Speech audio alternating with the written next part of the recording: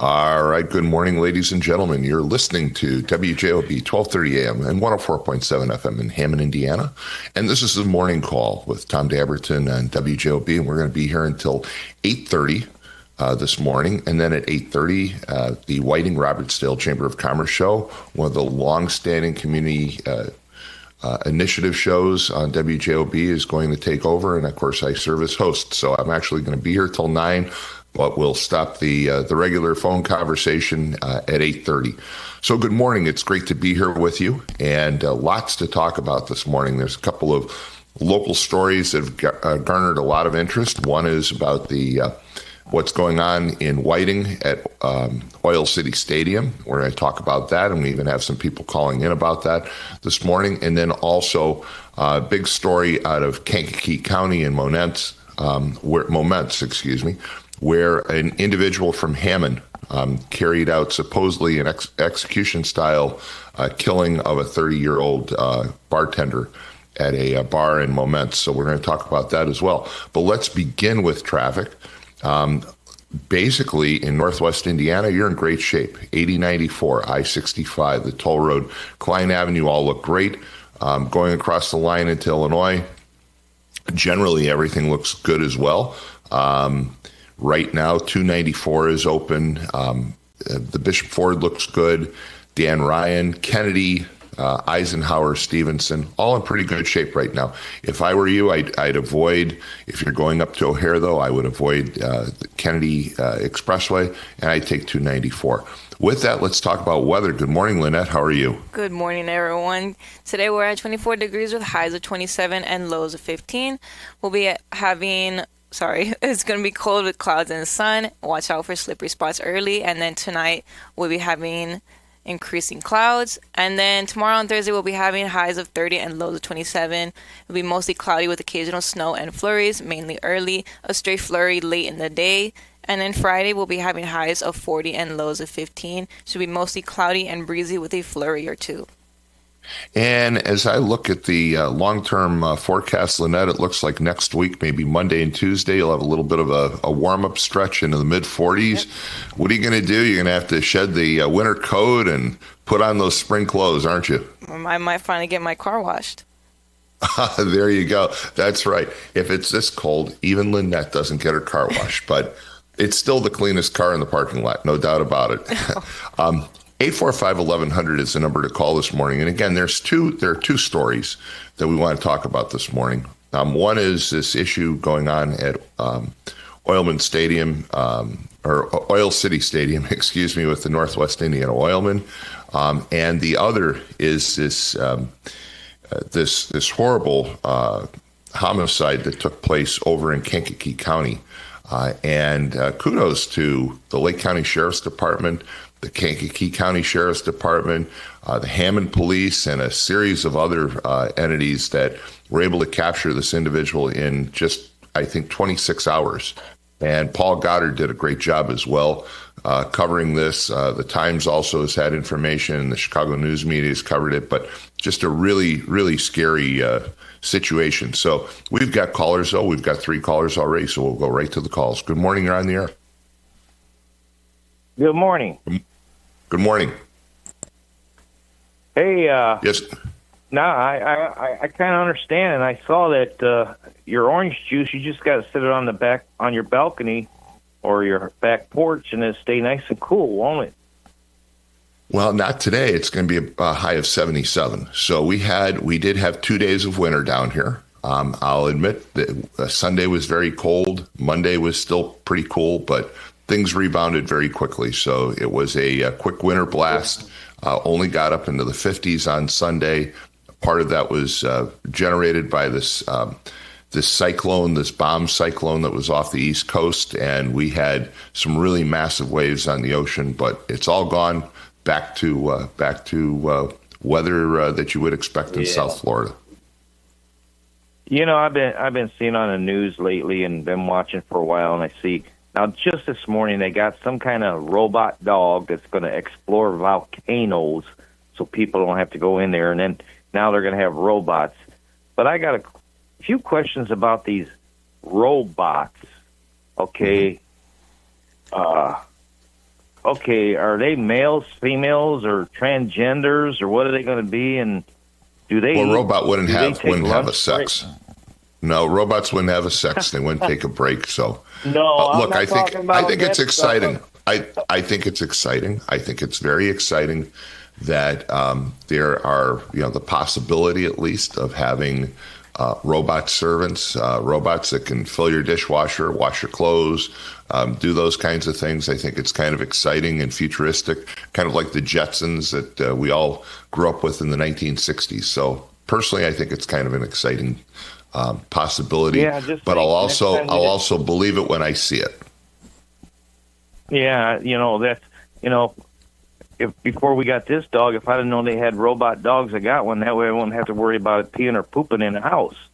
Well, that's.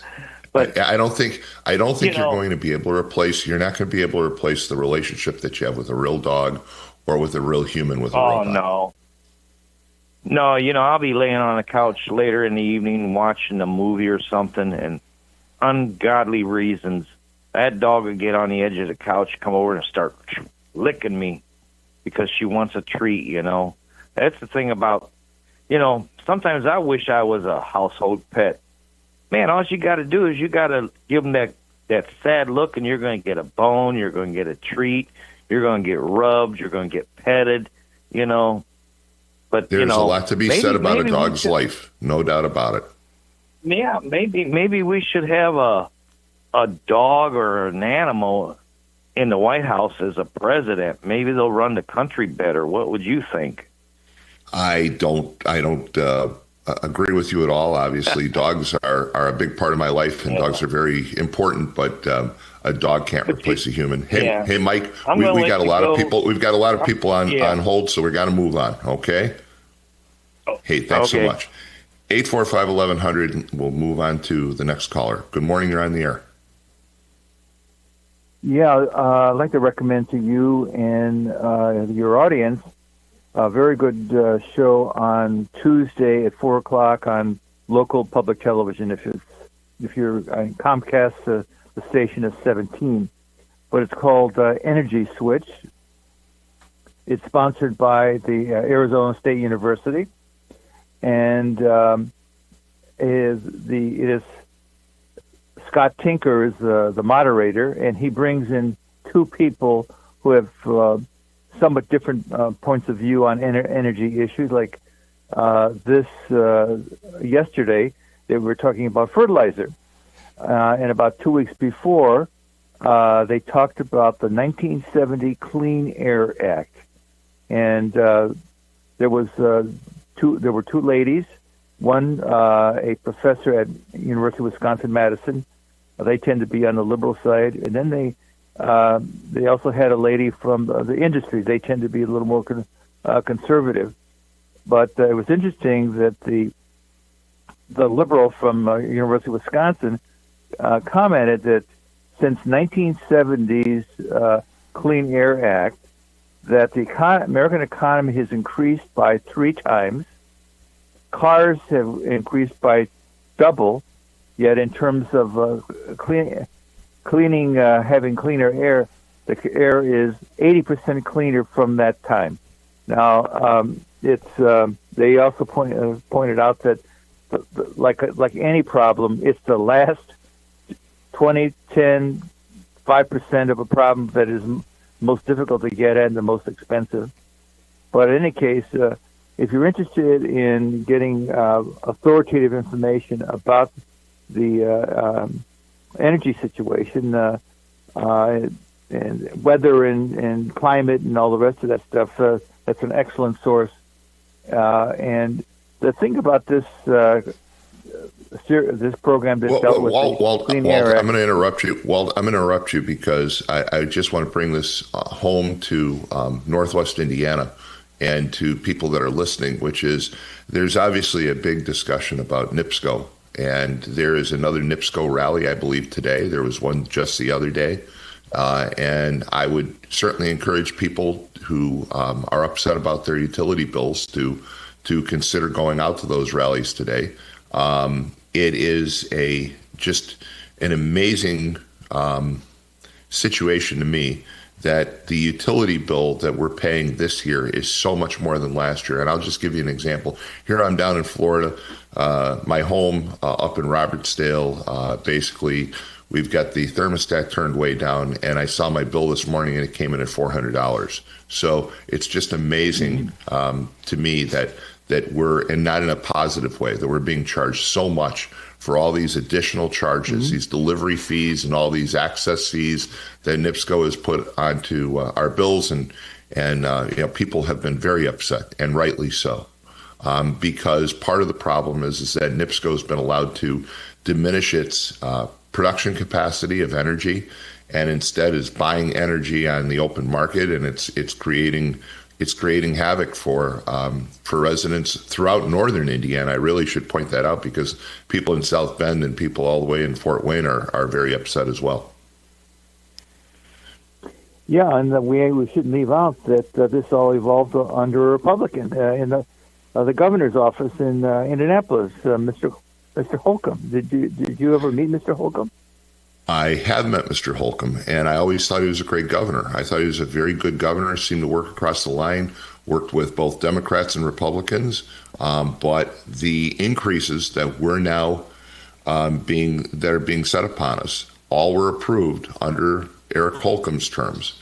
And I've said this before, I'm not a huge fan of Mike Braun by any means, but you really can't blame Mike Braun. You can't blame Donald Trump. And for what it's worth, you really can't blame Frank Mervan. This is a state issue. This was done by the IURC and largely by the individuals that were appointed to the IURC by Eric Holcomb. And it's just a tragedy. There are people who are not going to be able to afford their groceries and the other things that they need to live on because of their utility bills. And it's just a horrible situation. And I think that there should be more outrage than there is. And I also would encourage local politicians that are listening that you need to jump on board and you need to represent the people of Northwest Indiana, because they're upset. So, hey, with that, I'm going to move forward because we've got so much to talk about this morning. Walt, thanks so much for calling. 845-1100 is the number to call, and we've got another caller. Good morning. You're on the air. Good morning, Tom. Good morning, MX. How are you? If you were looking at MX cartoons, what happened in Hessville on Rhode Island, a man by the name of Mr. Burks, went way out to Moments and murdered a young lady, cold-blooded murder for no reason. Well, let me ask you. Let me ask you about this. Well. Let me ask you. Hold on. Let me ask you. This is a guy. His name is Julius Burks, 47 years old.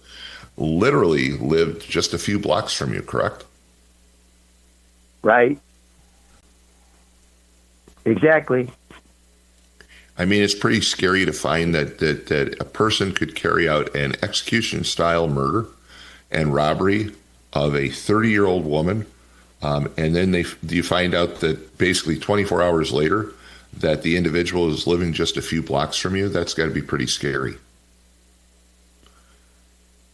When I was younger, I had a lot of friends that lived there, and I'd go over there. And, of course, I've seen everything on the seat of a dirt bike, the Gibson Woods, Gary, everywhere. And I sent you something that went on a while back. A lot of people on my site. This opens up a can of worms. You have a cold-blooded murderer. I don't want to say too much, but to do something like that, is it his first time? I think people that need to come out that had things happen in that area. If you look, don't mention any names there. I sent it to you. Like I said, I know this area very well. I've seen it on a dirt bike. But that one there rattled me a little bit. To go to Moments and kill a poor young lady opening up her store. I mean, what's he doing in Moments? There was one guy that said, I don't want to say too much, maybe he's a hitman. A lot of strange things happen in this area. And they had to find out when he moved in and when the strange things started happening, I walked through the stores. Well, let me bring up something. Let me just bring up something that Paul Goddard, who of course Region News sources are always on top of everything. This is an individual who had previously served a sentence for homicide in Illinois. He also has a pending burglary charge. He had worked as security in Moments at that bar, so he knew the operation. He may have even known the person that he executed.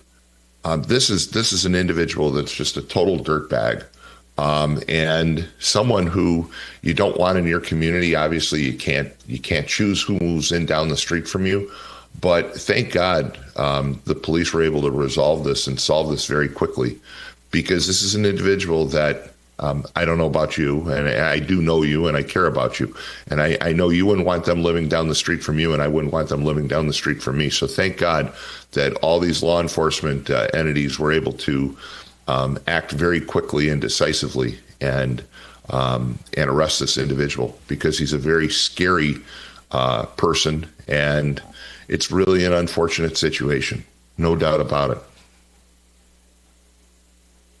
Did you say he was charged with murder before? According to, and I'm giving you the most current information. He has a pending burglary charge, and yes, he had done a sentence in Illinois for homicide. Yeesh. Yeah. Well, there you go. A lot of people will say hi to you in the store, and then a lot of people will just look at you or don't want to look at you, and I can understand that. And I'm going to say one thing. I told all the MXers, being big on safety, please be careful. MXers, that are ones that are in my sight. But one thing that happened, there was a burglary across my garage, across the alley. And the guy told me, he says, "What are you doing here?" Like I was breaking in my own home. And I know he was breaking in because I know everybody in the area. That's why I say no. Mm-hmm. Oh, he dropped. Oh, we lost MX. Him. MX, if you want to call back, feel free to do so. Do we have another caller holding? We do not. All right. Why don't we take a quick break, folks, and then we're going to come back. We're going to talk about this story that happened in Kankakee County over the last, now 48 hours.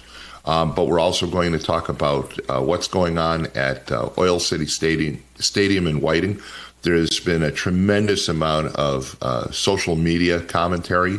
There was an advertorial in The Right Stuff, which is put out by the Whiting-Robertsdale Chamber of Commerce the other day, that kind of kicked all this off. And so people are wondering what's going on at Oil City Stadium, and I've got the latest information. I want to talk about that as well. So let's take a quick break. We'll come right back. You're listening to The Morning Call on WJOB 1230 AM, 104.7 FM. You can also listen to us on the TuneIn app worldwide and YouTube Live. We'll be right back.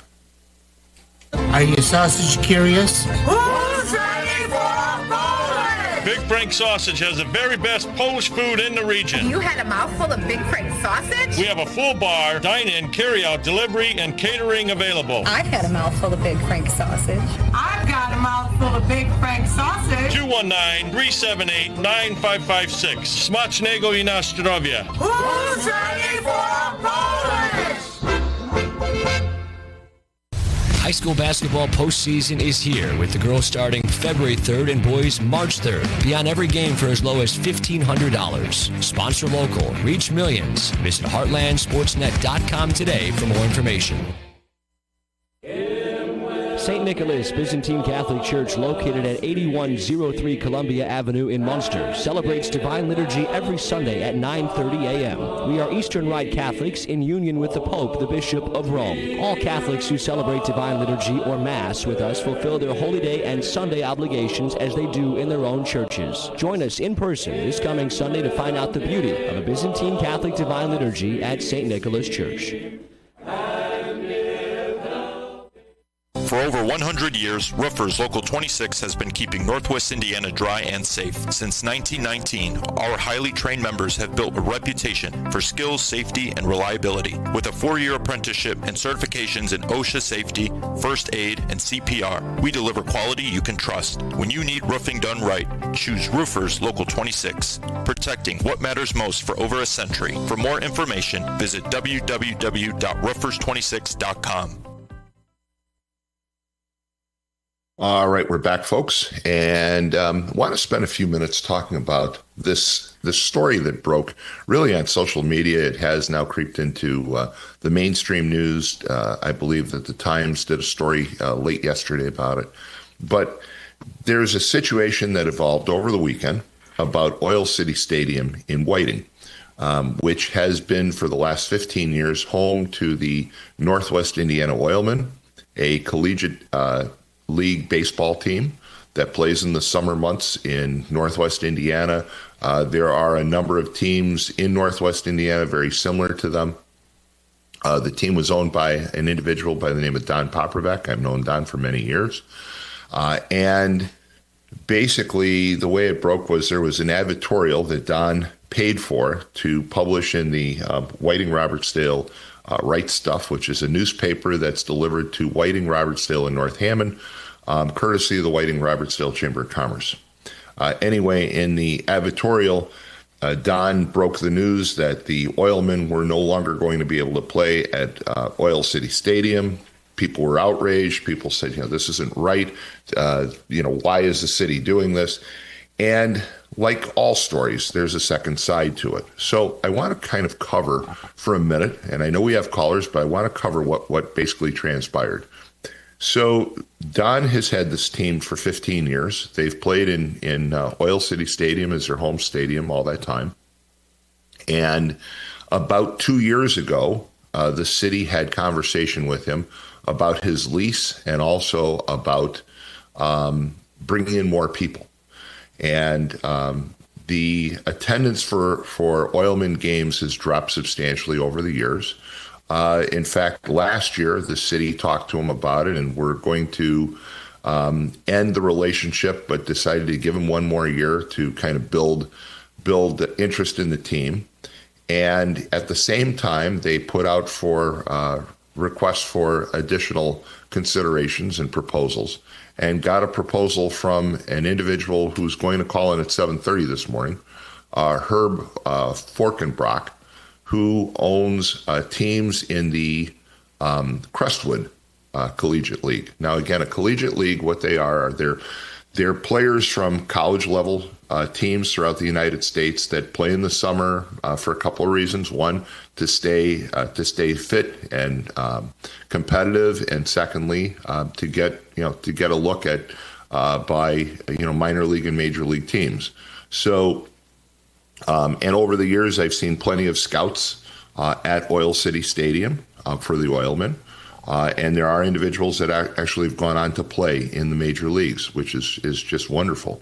But that's why these leagues exist. So Herb basically put in an offer. He has run tournaments at Whiting for years. He runs kind of weekend college tournaments, and he put in a proposal. The Crestwood League has about a dozen teams. Right now, they're expanding to 20 teams. And his proposal basically is to put 2 teams in Whiting. One is going to be a local team that he will own and sponsor. The other team basically is affiliated with the Chicago White Sox, called the White Sox Aces. And they will also play at Whiting. And in fact, it's really kind of exciting because the relationship that Herb has with the White Sox, one of the teams is going to be coached in part by Ozzie Guillen's son.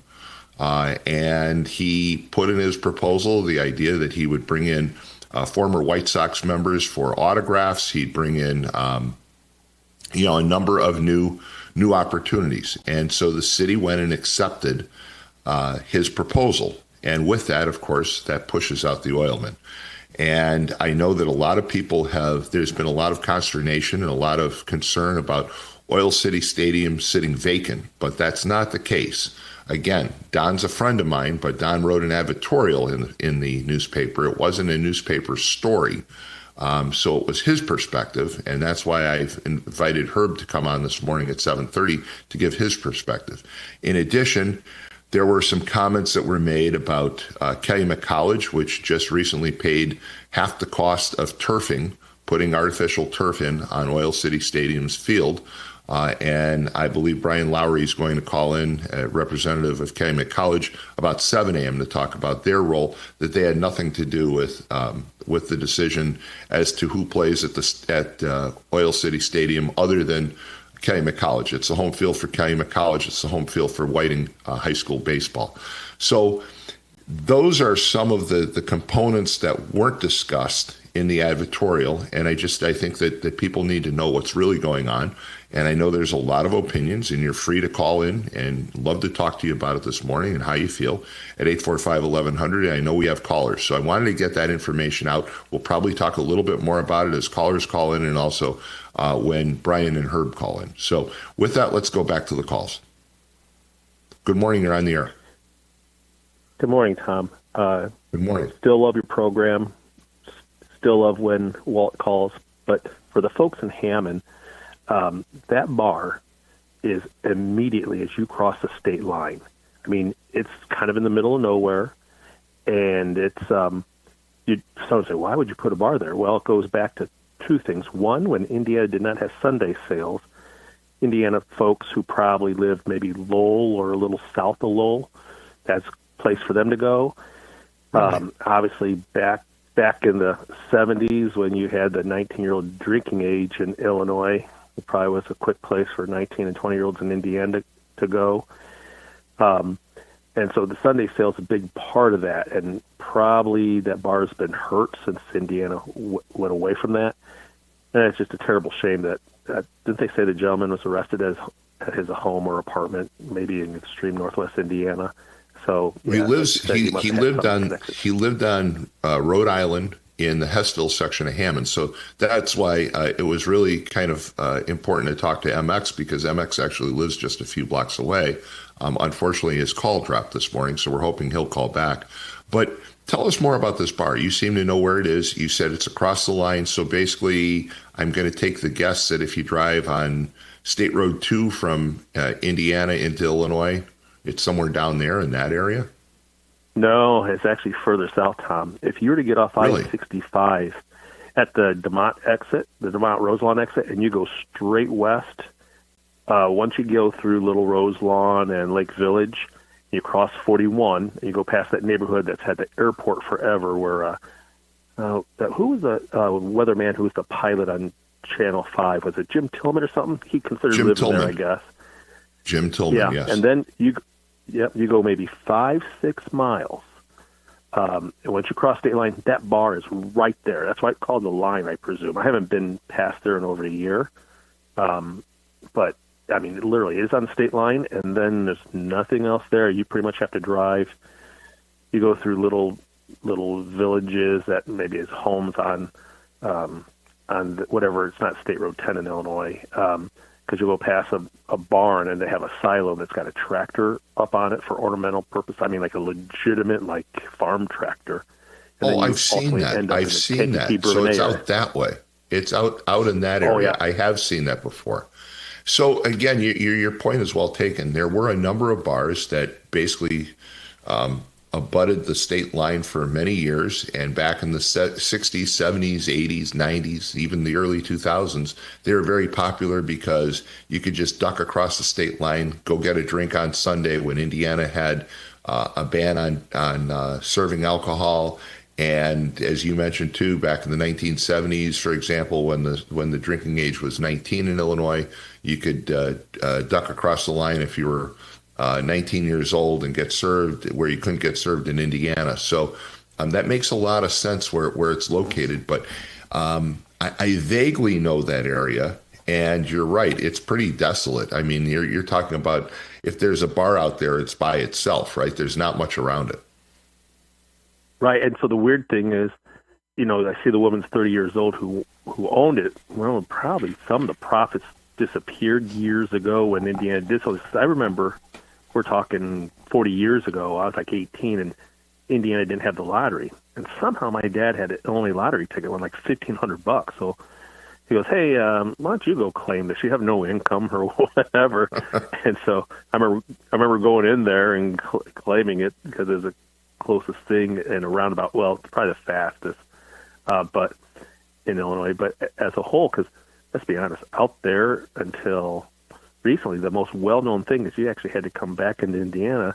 You had the old Newton County Naked City and that Honduras Sun Club, which I think they both kind of exist in some way. But now this, I mean, that's the area you're at. You're way south from Hammond. Okay. And again, breaking news from Paul Goddard and Region News Source, this individual had worked security at one time there. So he had a connection. He knew the bar.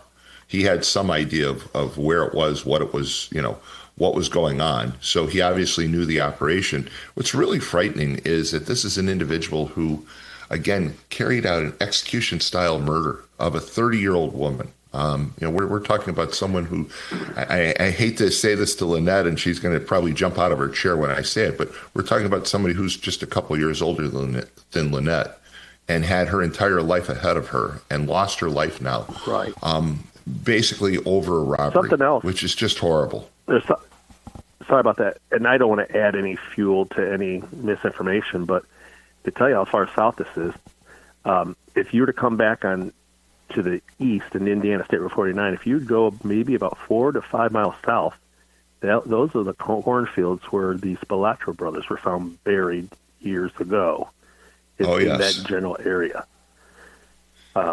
I would like to talk about Oil City Stadium, and obviously at first when I heard the Oilmen wasn't going to play, I was disappointed. And as I've told you before, I was the guy who enjoyed Pierogi Fest for the most part, and I got to read that little paper when I was kind of waiting in the lobby at the Whiting police station to be able to have my car released from being towed. And my nephew does play there because he plays for Cal College St. Joe. It's a great little facility, and by obviously them going to turf, it'll make it better for the college team to be able to play games in February if the weather's slightly warm enough. You don't have to worry about the ground thawing and everything. City has to do a little maintenance, upkeep on the physical infrastructure because the building's been there for a while, but it's still great. The one thing I bring the two teams in, which I had not heard until you mentioned it, which is still going to be great, as long as they keep it set up, because that stadium is so good, it actually hosts higher level tournament games like regionals. I don't know if it hosts semi-state baseball for the state, the IHSAA. So I hope that's able, to keep going on because I just love the vision that the previous Mayor Whiting had when he built that. But obviously I'm a baseball fan. Well, it is going to continue to host, as you mentioned, sectional games and regional games, and it is first and foremost the home field for the Whiting High School Oilers. So that will continue. It's also the home field for Calumet College, and so that will also continue. And Calumet College just joined with the city to pay for 50% of the cost of the turf field. So there's no question that Whiting High School and high school baseball and Calumet College baseball will continue there. But again, there are a lot of people who sided with Don and the Oilmen, and I understand why. I mean, they've been there for 15 years, but unfortunately, they were getting the information from an advertorial, which didn't give all sides of the situation. And now the news is coming out that there's another operator. I mean, there were a lot of people who said, how could the city just decide to let the place sit vacant for the summer? It ends up that they're not. They've got 2 additional teams that are coming into there. One which is affiliated with the Chicago White Sox, and I think you'd agree. I mean, anytime you have an affiliation to the White Sox, that basically ups the level of play. It increases interest by fans and attendees, so that's a positive. And at least in my book, and people may disagree, but I think that an affiliation with the White Sox is going to add a whole new dimension to the use of that field in the summer. The weird thing is you mentioned the White Sox, and since my nephew goes to school there, he lives technically, I think, in Hammond as you get closer to the beach. apparently my brother told me the home he lives in actually was owned years ago by a former player of the Chicago White Sox. You probably even know who it was years ago. I go, holy cow, you forget how close Hammond, East Chicago, but particularly Whiting in that area is to the south side, and where I still call it Comiskey Park. Yeah, well, look, I actually, when I was younger, my brothers took me to the first White Sox game. We actually went there by bus. We took back in the day, we took a Hammond City bus to the east side, got on in front of a restaurant called Rupsich's, and then from Rupsich's took a bus to see the White Sox. So you're absolutely right. It's that close. I mean, you can ride a bicycle to Comiskey Park as far as the distance goes. So it's not that far. And there's been an influence by the White Sox and, of course, the Chicago Cubs in Whiting, Robertsdale for decades. But this is again, it's a change, and people don't always like change. But my point is that the way the story broke, not the full story was being told. I mean, there are individuals, for example, that have been involved with the mascots for the Oilmen. I've been assured by Herb when he comes on, he's going to talk about it. He's going to have mascots as well. He's already told me about some of the mascots that are going to exist. So there is change, and after 15 years, I understand it's hard to fathom that all of a sudden one team is out and two new teams are in. But at the same time, the Oilmen weren't drawing a lot of people. Their fan base has dropped quite a bit. They were playing in a league with only 3 teams, and now they'll be playing. These teams will be playing in a league with as many as 20 teams. So that's a big difference, and it may be an exciting opportunity, and also may be a little bittersweet to see the Oilmen go. Well, thank you so much. No, thank you. Thanks for the call. And I do want to point out that Julius Burks, of course, has not been convicted of the crime in Moments. He is a suspect, but he's been arrested, and he does have a criminal record, previous homicide. So I just want to point that out. 845-1100, we've got additional callers. So good morning. You're on the air. Good morning, Tom. How are you? Fine. How are you? Hello? Yes, go ahead. I'm saddened by that situation. This is not a gentleman. Some guy called him a gentleman. If he's the person, he's nobody. I basically think people in the community who are upset like I am, because I talk about subject matters, but I think this morning it's on my mind, and it bothered me all night last night after hearing yesterday in the news. 30 years old lady, going to work every day trying to pay her bills. And some thug come in there. She complied. She gave him the money. So why did he have to? But like I think you were saying, maybe he knew her well. He's been there before.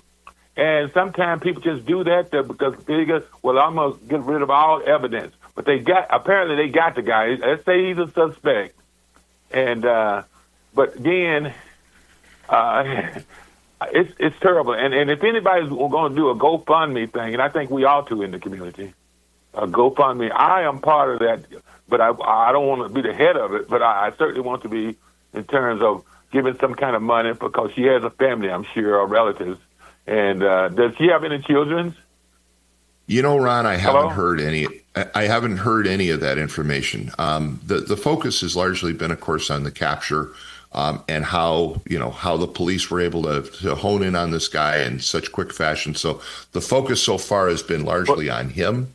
So I don't know the details about her, but I think that's a good point. I mean, look, we don't know enough about her, and I hate to bring this up, but she's only a couple of years older than some of the people that work at WJOB. It's really frightening. Yeah. I am a businessman myself. And I say to my people who I have working for me out there, whether it's selling watermelons, real estate, or whatever, I say, if someone come in, just comply, give them the watermelons, give them the house or whatever they want to, give them anything they want to, and I don't put their life, my family, they don't like the fact that I'm so publicly working out there doing every year, and at my age, I should be doing it because it's dangerous. So, like I said, it bothered me something terribly. And the guy, he doesn't deserve to be called a gentleman. Ron, I did just get a text. Go ahead. She has two young children. So she's the mother of two young children. So you're absolutely right, and maybe that's a good idea. I hope that you could get a little information, and I could forward some funds. I could start it, and something like that. If they are upset like I am about it, I didn't know her, but I just knew this was. And if he had been, he was being murdered in someone before. Good God. It's terrible. He was convicted of a homicide in Illinois. I mean, he's 47 years old. Okay, let's just make an assumption. How old was he when he was involved in the previous homicide? 20 years. I mean, so he, let's just say he served 15 or 20 years for a homicide. To me, that doesn't seem enough. He put 20 years. He put 20 years in prison. Did you say he put 20 years in prison? Well, I'm just making an assumption. I'm just assuming that he, and again, he did used to work there. So he worked security. So you're probably right, Ron. Oh, he probably recognized him. He used to work there. Yes. Yeah, he used to work there in security. So you're probably right what you said. She probably recognized him, and he decided that he was going to kill her to disguise any possibility of who it was. My God! And he lived in the neighborhood close to MX. You saying? Yeah, he lived in the Hestville section of Hammond on Rhode Island, on the 6400 block of Rhode Island. So that would be east. His neighbors ought to come forward if they're decent individuals and tell what they know about him too. So with that, but I'm gonna let you go. Let some people want to call in on that. Okay. All right, Ron, and again, I think that's a great idea. She has two young children, and it says a lot about you, about the idea of putting a GoFundMe page out there. I do want to throw this out, though, on a happier note. You mentioned your watermelons, and I told you this story off the air, but about a year ago, I was somewhere, and someone gave me some watermelon, and they said, "Hey, you like watermelon? You got to try this." And I said, "Wow, this is the greatest watermelon that I've tasted." And then they told me where they got it, and they got it from you. So there you go. I was out in Maryville, and the guy handed me watermelon in a lunchroom, and it ends up it was one of your watermelons. So good watermelon. Thank you, Ron. Thanks for calling. I think that was a signal for us to take a break. Is that? Yes, that is. All right, so let's take a quick break. You're listening to The Morning Call on WJOB 1230 AM, 104.7 FM. We'll be right back. For over 140 years, the Central Midwest Carpenters have built our communities in Northwest Indiana. Are you ready to join the effort? We have long-term work, competitive pay, and the best benefits in the industry. We pride ourselves on innovative training and commitment to worksite safety. Earn as you learn as an apprentice. A solid career built on a solid legacy. For more info, go to carpenters.com.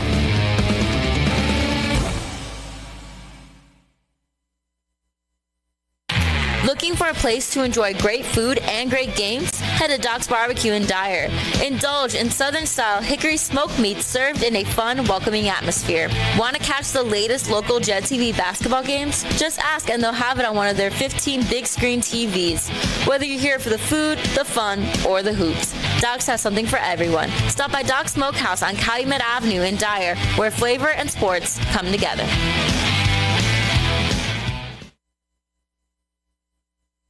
For a fast and friendly car wash, go to Easy Clean Car Wash. Open 7 days a week in 4 convenient locations: Highland, Griffith, Cherville, and Lansing. Free vacuuming, air freshener, and a towel with every wash. It's fast, safe, and gentle. For more information and hours of all our locations, visit myeasyclean.com. Also, see how you can wash your car daily with our $10 Ultimate Wash for only $19.99 per month. Give your car the best clean at Easy Clean Car Wash.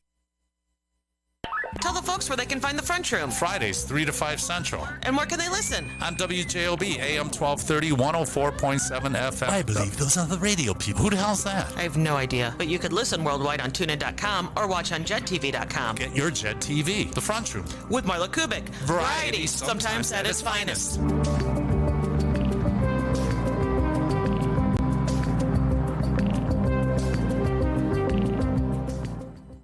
All right, we're back, and let me give you an update on traffic. A couple of people said, hey, Tom, do us a favor and make sure you give us an update on traffic about 645. So here it is.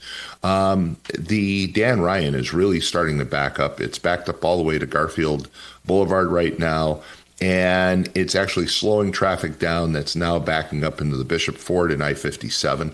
So if I were you going into the city today, I'd probably take the Chicago Skyway, get off at Stony Island, and then use Stony Island, cut over, go past the new Obama Library, if you will, and then jump on Lakeshore Drive. And the reason why I say that is Lakeshore Drive is starting to now build on the southeast side. So when you get near Rainbow Beach and even through South Chicago, it's pretty heavy right now. So if you're trying to get from Northwest Indiana down to downtown Chicago, best bet is to take the Skyway, get off at Stony Island, and then cut over to get on Lakeshore Drive.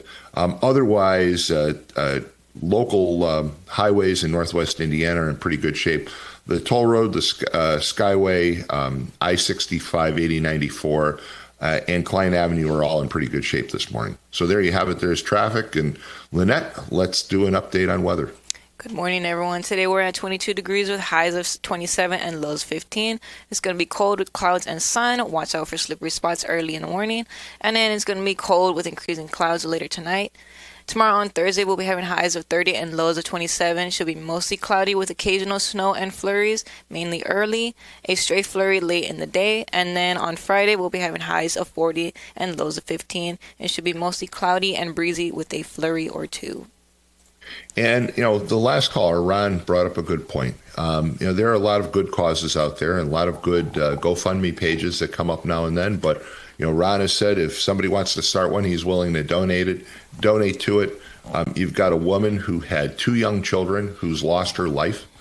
We know that's a fact. And so, caring about those children and the possible connection to Northwest Indiana, I think it's a great idea. So 845-1100 is the number to call. If you want to talk about the murder that happened across the state line, or if you want to talk about the situation going on at Oil City Stadium or anything else this morning. I think we have some open phone lines, correct, Lynette? We have no callers right now. We have no callers right now, so now's the time to call. And we'll talk about anything else. I mean, again, there's supposed to be, I believe, another rally today for NIPSCO out at their headquarters in Maryville.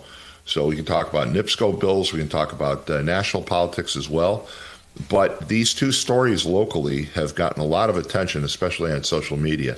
And the one is just so hard to believe that anybody, again, he's a suspect. He's the alleged perpetrator of an execution-style murder in Momence.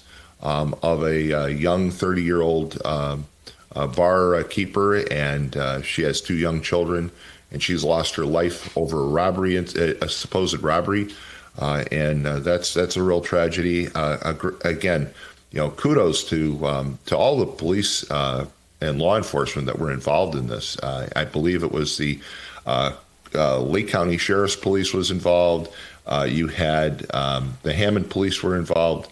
Lake County Sheriff's Police. Let's see if I can pull the rest of those up. There was a whole series of entities that were involved. The FBI, U.S. Marshals, the Tri-County Auto Theft Task Force, Great Lakes Regional Fugitive Task Force. So a number of entities came together, shows how well law enforcement works together.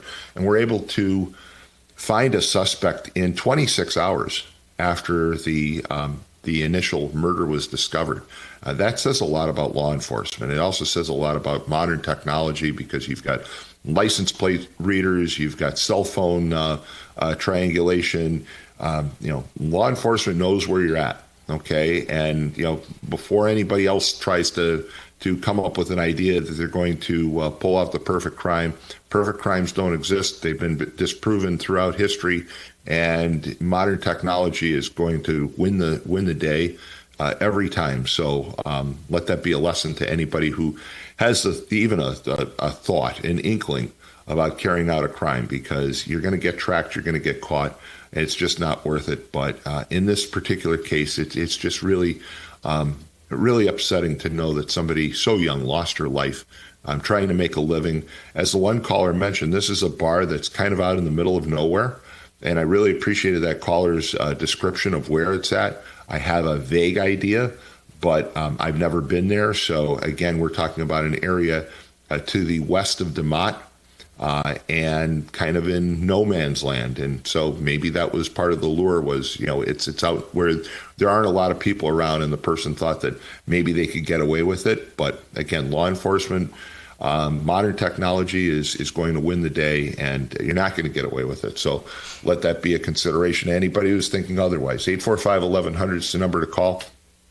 And then we've been talking about this issue in Whiting with Oil City Stadium and the loss of the Oilmen. They're not going to be playing another season. One of the things that when I spoke to Don, and I spoke to Don extensively on Monday, Don told me that he normally signed a lease for Oil City Stadium sometime in late April or early May. So people said, well, he wasn't given enough notice, but it appears that he was, because in previous years he didn't sign the new lease until April or May. So, which was a little surprising to me, because you would think that by then you'd want to have a lease in hand. But the city did give him notice. It is being processed, and everything's being handled through the Board of Works. So people who said, well, this is all being done under the table, and why isn't there more discussion? It's being handled through the Board of Works, which is a public entity, and they serve as the park board in the little city of Whiting. So they would handle the lease arrangements as well. So there is more, more public action than I guess the advertorial led on to believe. And again, it was an advertorial. It wasn't an article. I know a lot of people were a little surprised. They thought it was an article in the Right Stuff. And I've been involved with the Right Stuff for many years. I've been writing for the Right Stuff since it began, and writing a column called The Local View well before the Right Stuff even existed. So because it was part of the Chamber of Commerce, I know how it operates. And normally we have not allowed advertorials. And I think it's safe to say that the advertorial was allowed in error by individuals who were processing the paper.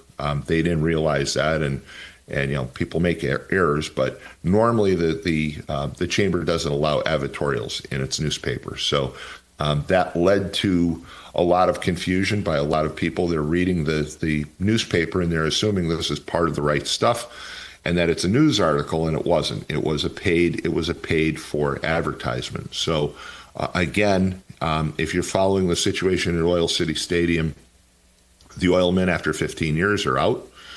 There are some new teams that are going to come in, and we're going to have an individual who's involved with those new teams and the new entity at 7:30 is going to call in, and he's going to talk more about what he's bringing to Whiting. But Whiting High School will continue to play at Oil City Stadium. Calumet College will continue to play at Oil City Stadium. I believe Brian Lowry from Calumet College is going to call in about 7 o'clock to talk about their role or their lack of role in this, because a lot of people were accusing Calumet College of having some role in it. And I know Brian very well. I know a lot of folks at Calumet College. They had no involvement whatsoever. So they were getting unfairly blamed. But, this also gives you an example of how social media, people jump so quickly, and usually to the negative. They make up things. There were so many claims that they were being, bandied about over the weekend, and they just weren't true. And so you have to be careful when you read things on social media as to whether it's accurate or not, unless you're reading Region News Source. That's always accurate. 845-1100, we've got callers. Good morning, you're on the air. Tom. Yes. Tom, can you hear me? Okay, I'm sorry. Sure can, yes. Tom, what about the 84-year-old lady that they kidnapped? It's just too much going on. This Guthrie. They apparently somebody went in and they believe she was kidnapped, and they don't know what's going on with that now. Did you know about that situation with Guthrie? Savannah Guthrie, that was her mother, was 84 years old. I believe was from Arizona, I believe. Yes, I did. And again, that's kind of a tragedy. Yes, I can hear you. That's kind of a tragedy because obviously anybody getting kidnapped is a tragedy. But part of the problem with that is that she lived in a very nice home, but in a very, deserted area. She lived out in the desert, and I've been out to Arizona before, God. and of course people love to live out in the desert there because they want to see the night stars and be out in that pitch black area. But there's a danger to it. But 84 years old. They say she medicine was at home and she needs a medicine and stuff like that. And when I hear stories like that, that's what really bugs me. I'm always griping about this and that. But these are the things that bother me in America when we have situations like that. Should be dealt with. I'm not talking about police brutality and stuff. Yeah, that's happened. But I'm concerned when I hear situations. Well, I'm concerned with all that. But I'm just saying when it's 84 years old, living like you said, I didn't know she was living kind of like way out to herself. If it had been my mother, everybody, maybe they were looking for a ransom. I don't know what that was about. I hope she's still alive. But that bothered me also. Just give you something else to talk about this morning if you want to. But that's all I appreciate that. That one. Okay. Ron, thanks for the second call.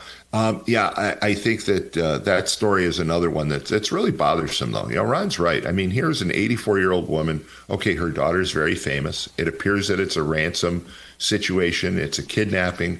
The woman has health issues.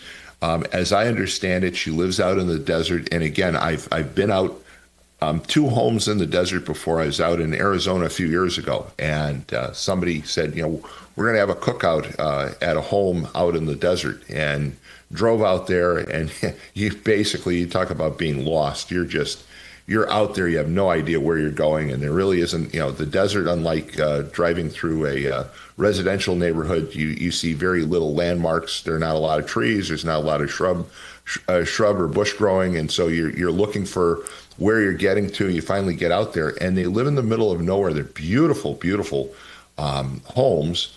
And of course, when you're out in the backyard, you see the stars, and the stars are like nowhere else you've ever seen, at least in this nation. I haven't.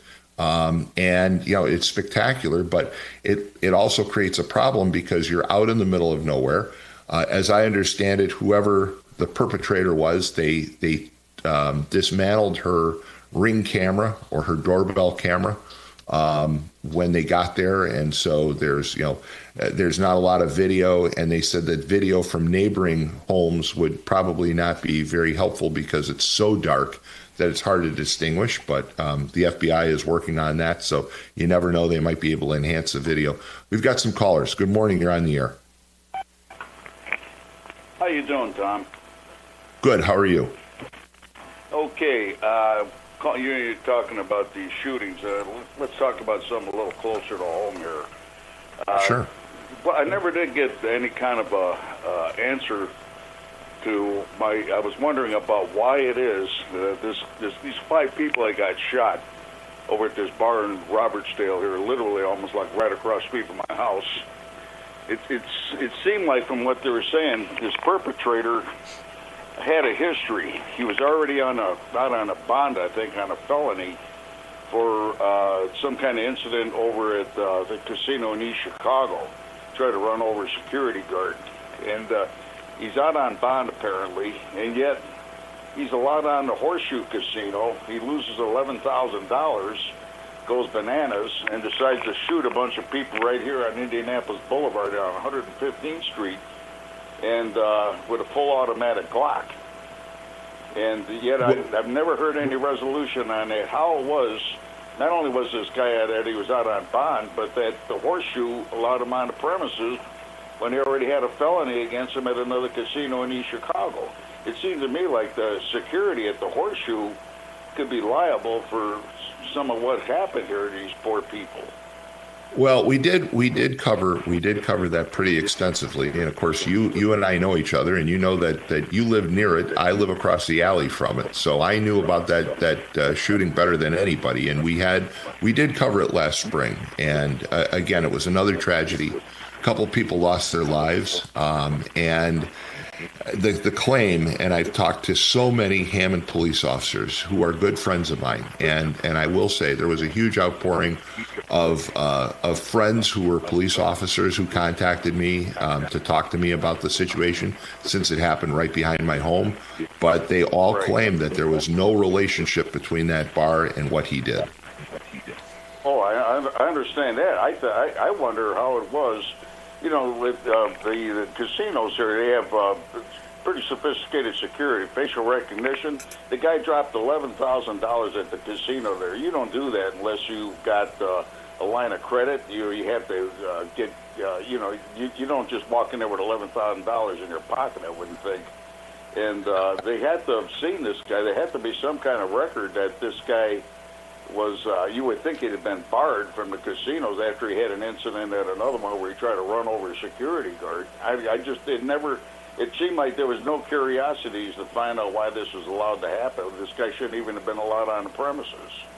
You know, you raise a good question. I don't know what the law says as to what extent they can bar people because you have a pending charge somewhere else.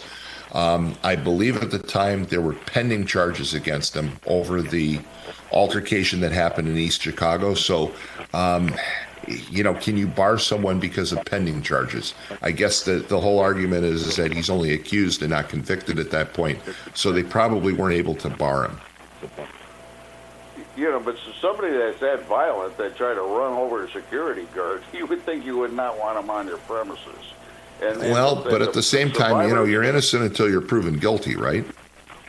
Well, yeah, but any private business has the ability to bar somebody off their property, and the people that are dead, the people that are crippled, their families of these people, I would think there should be some recourse or something like that against the Horseshoe Casino if they allowed this guy on their premises and he already had a history. They should have known it.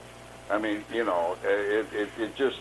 The reason the guy went off is because he dropped $11,000 here, and he decided he's going to kill somebody over it. So it just doesn't compute that this guy should never. And the thing is, the other patrons of a place like that, like the Horseshoe, do you want people like that on in your proximity when you go to a place like this? I don't think so. Well, and I agree with you there. Look, I don't think Horseshoe Casino wants people that have any propensity toward violence or have criminal records on their property. I think they do a good job of policing their property. I remember when the casino was first coming in, there were a lot of us, you and I included, that were very concerned on how it would affect our lives in Whiting Robertsdale, but for the most part, we've not had a lot of spillover effect from the casinos. There haven't been a lot of problems. There's more traffic, but that's about it. There really hasn't been an impact. You haven't seen a rise in crime in Whiting Robertsdale because of the casinos. And if you remember back in the late 1990s, that was a big concern. And so that didn't exist. So, or didn't happen. So, I'm glad to say that, but again, I don't know to what extent they can bar somebody who's only been charged with a crime and not convicted. I don't believe that they can, but I'll tell you what, I will ask. I obviously have some access to some legal resources, so I'll ask and I'll give you an answer next Wednesday. How's that? That sounds good. The other thing I wanted to talk to you about real quick, the baseball stadium here in Whiting, the Oilmen. Yes. 15 years they've been here. I read the article in the right stuff. They didn't really elaborate on why it was Whiting decided to pull their lease. They pulled their lease because they got a better offer. They got a better offer from a larger league. The Crestwood League has 12 teams currently. It's expanding to 20. The Northern League that the Oilmen played in only had 3 teams, including the Oilmen. And the Oilmen just weren't drawing a lot of people. I mean, you and I lived there. I've been to many games. I'm sure you've been to some games as well. And over the years, the attendance has dropped quite a bit. And so it's all about drawing people into downtown Whiting. And the idea that the city has is that the Crestwood League will draw more people. Okay, that's something. But I like going out there. I think a lot of people do. I always felt like Whiting didn't do enough to promote the place. A lot of people didn't even know it's there. Right. But it's a real nice outing. It's dirt cheap. It's way cheaper than going to see the White Sox, and they probably play just as well or better. But I hate to see them leave because I think they made a real effort to try to put a good product together. Even though we're going to move forward, but I will tell you that one of the teams is affiliated with the Chicago White Sox that's coming in. So we'll talk more about that in just a few minutes. Hey, thanks for the call. 845-1100, we've got callers, so let's move on to those callers. Good morning, you're on the air. Good morning, Tom. Brian Lowry here. How are you? Brian, how are you? So we've talked about about Oil City Stadium, and you had texted me yesterday, and there's good reason for you to call in this morning, and that is that, well, I'll let you say it. Your involvement in the whole situation with Oil City Stadium and the oilmen and Calumet College is, go ahead. You can break the news or not news. Yeah. So it's not news, actually. So right. I serve as the Vice President for Institutional Advancement. One of my responsibilities is overseeing our grants. A couple of years back now, we received a large grant from the Lilly Endowment to establish college and community collaboration initiatives. And so a number of things are happening. One of those was the returf at Whiting High School. That's where our football team plays. Another of those will be developing a park at the 2500 block of New York. That'll be a public park. It'll have a practice football and soccer field right behind it by Polygon there. Building out the 7th floor on the college, which has never been accessible before, as well as some other improvements around the campus. One of these, though, was a collaboration that Mayor Steve pitched, and it would be to turf Oil City Stadium. And so we were thrilled at that opportunity.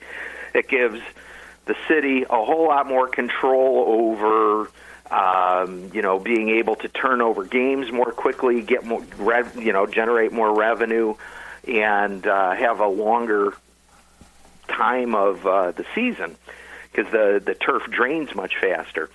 So we participated in that turfing at a 50% level. So we pitched in about $750,000 of the $1.5 million project. And we did sign a lease with them. So we signed a 10-year lease that, we can play there for free for the next 10 years for that $750,000 investment. And that was the end of the lease. There has been some speculation on social media that indicated our lease kicked out the oilmen or something along those lines. And I can say that is absolutely not true. It doesn't contemplate who else can or can't play there. It's a lease with the city, and the city is the manager of that facility. They get to determine what happens there outside of our play. And for the record, we're a college, so school wraps up, early May. So we don't conflict with any of the summer leagues at all. Well, let me just jump in and say that, and you and I have been friends for many decades, and if there was a chance that I could blame you for something, I probably would. So I will put it. So I will put it into the context of our friendship that you have no involvement whatsoever in the decision as to who plays at Oil City Stadium other than Calumet College. And you're absolutely right. Your season wraps up. I'll say this. The lease does stipulate that actually Whiting High School has priority because they were a tenant before we were. So that's the only other team mentioned in the lease. But yeah, for sure. You would blame me up one side and down the other, given the chance. I know.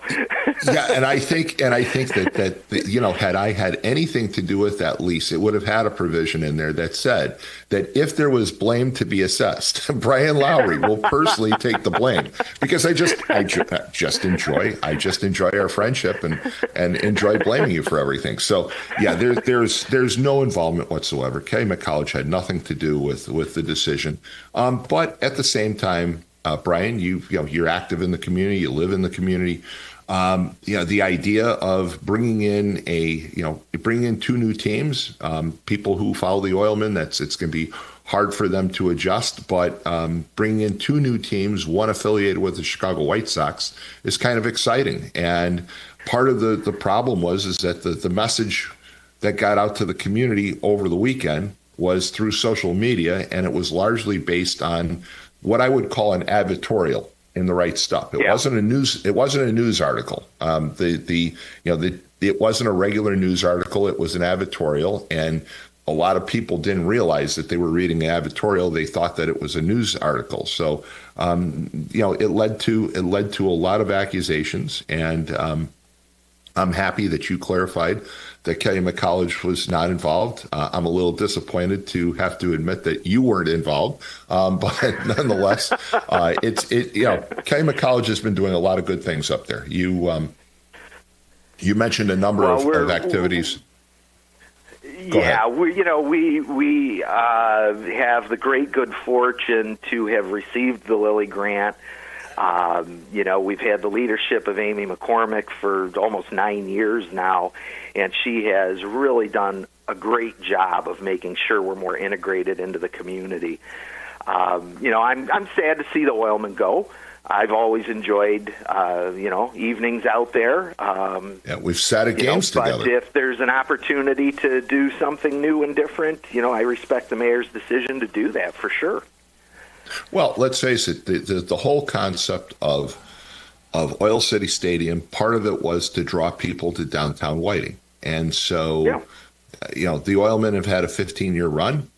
They've had their time. The mayor and the Board of Works has decided to go in a new direction, to bring in some new teams that may have some new opportunity to bring people to downtown Whiting, and that's the reason, nothing else. So, we'll leave it there. But thank you so much for calling. But anytime you want to call in and you want to get blamed for something, let me know. Yeah. Anytime I want to justify my existence, I know you're there, Tom. Hey, thanks so much for calling, Brian. Seriously. Brian Lowry, Vice President of Calumet College, and again, clarifying, Calumet College had absolutely nothing to do with the situation, and there were so many people on social media who jumped to conclusions, and I don't understand how people can put things out there that are just so false. To blame Calumet College for this situation was astonishing, to say the least. So let's take a quick break. I know we have people holding. You're listening to the Morning Call on WJOB 1230 AM, 104.7 FM. You can also listen to us on the TuneIn app and YouTube Live, and we'll be right back. If you're thinking of finishing your basement, installing outdoor security cameras, or your business has plans to break ground on a new project in 2024, Powering Indiana, Lake County is your source for the region's best electricians. With IBEW, Local 697 electricians, you're choosing the highest level of safety and reliability. Visit poweringindiana.org today and ensure your project is in the hands of skilled professionals.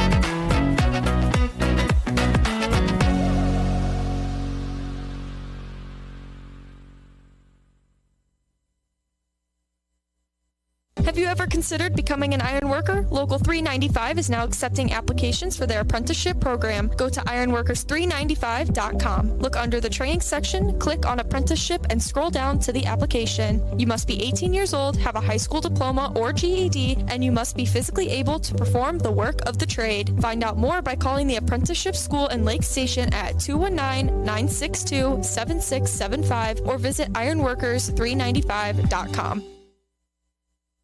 Do you like to work with your hands, creating something from nothing? Then think about Laborers Local 41. You'll get 432 hours of apprenticeship training, all while earning a wage with benefits and incurring no student debt. You'll travel to different job sites, learn tons of skills, and in a lot of cases, be the first one on and the last one off a job site. It all starts at laborers41.com.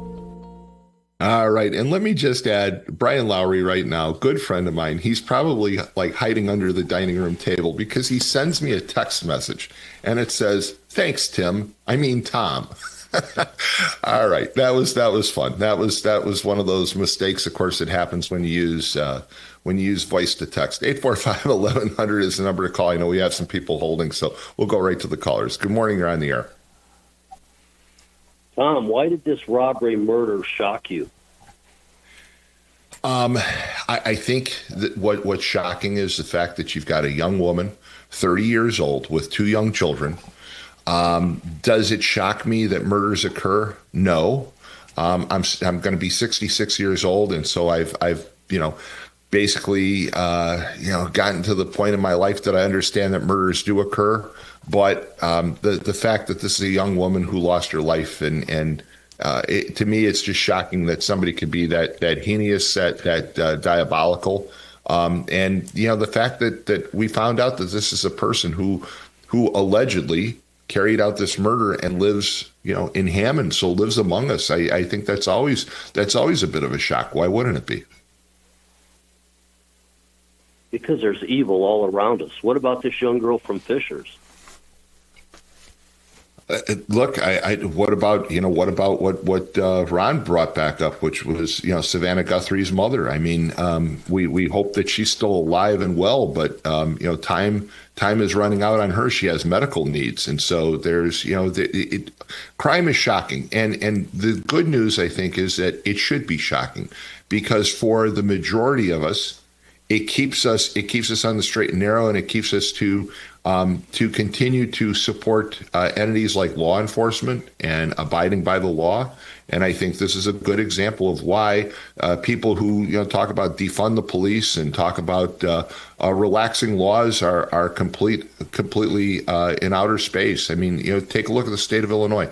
Illinois has these relaxed laws. This is a guy who, again, he's been accused. He hasn't been convicted of this murder, but he was convicted of a previous homicide. Why was he out on the street? I mean, if you do the math and you assume that the guy did it 20 years ago or so, he spent 15, 20 years in prison for a murder, and now he's out, and what does he do? He commits another murder. I'm sorry. I'm one of those people who believe that you commit murder, you don't get to see the outside of a prison for the rest of your life. Well, Tom, you're reading my mind. But as you said, Illinois is a catch-and-release state. So if there's a crime committed by some hoodlum yesterday, he's going to be out today, if not last night, today or tomorrow, and crime is mobile, so he's going to make his way to Indiana and commit a crime over here. But except wait a minute. Except in this case, we're not talking about catch and release. We're not talking about somebody accused. We're talking about somebody who was convicted of a homicide and was released. That's even scarier, isn't it? Oh, it's terrible. He should not have been released. But I'm talking present day, that can occur. I'm not talking, okay, so maybe he paid his debt to society. I'm trying to be as liberal as I can here. He paid his debt to society, so he did his time, he's reformed, and now he's out. But modern day, Illinois is a catch-and-release state. But don't come on these airwaves and boo-hoo that you're saddened by all this, when at the same time, and I tried to explain this to Verley yesterday, but that liberal cut me off. Don't come out here and boo-hoo and act like we're so upset and we're heartbroken about these young ladies dying, which is a tragedy, and then get in the streets and protest ICE from doing their job in finding these pedophiles and killers, so on and so forth. So here's what I don't understand, and maybe you can explain. Wait a minute. Maybe you can explain, since you brought up ICE.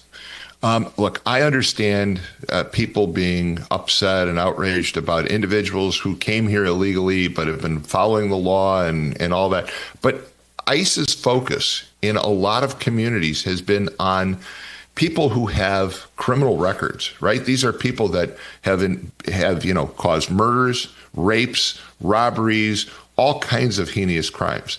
And in those cases, I don't understand how, a middle-class mother can be carrying a sign at Target saying, F ICE, get rid of ICE. We don't need them, because they're basically the roundups of criminals. To me, makes sense. The idea that if you are here illegally and you're in jail, that when you get out of jail, you should be immediately deported. To me, that makes sense. And I don't understand how people can say, no, we shouldn't allow that to happen. Those people should be allowed to stay here. If you've been convicted of a crime and you've served your time, when you're done serving your time, we should send you back from where you came. I don't see a problem with that. And I don't understand how people can protest to the contrary. Go ahead. Well, Tom, the image you just gave me of this woman in front of Target holding a sign, who's going to protect her? First of all, she's got blue hair. She's 100 pounds overweight. She couldn't move from A to Z in under a calendar month. Who's going to protect her?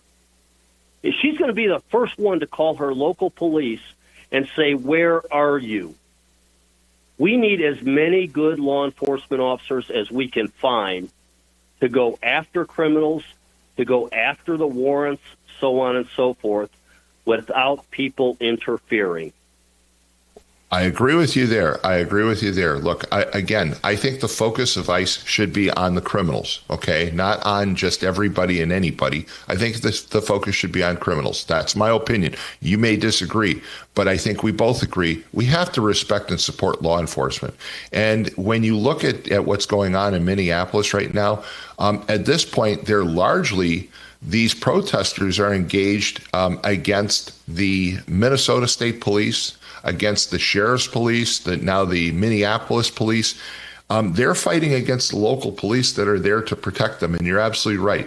When they have a problem, they're the first ones to pick up the phone.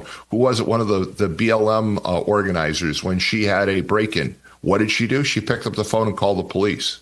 I mean, isn't that a contradiction that you're out there protesting against the police, and then when you have a problem, you pick up the phone and call the police? Isn't that a contradiction? So you're right about that. It makes no sense.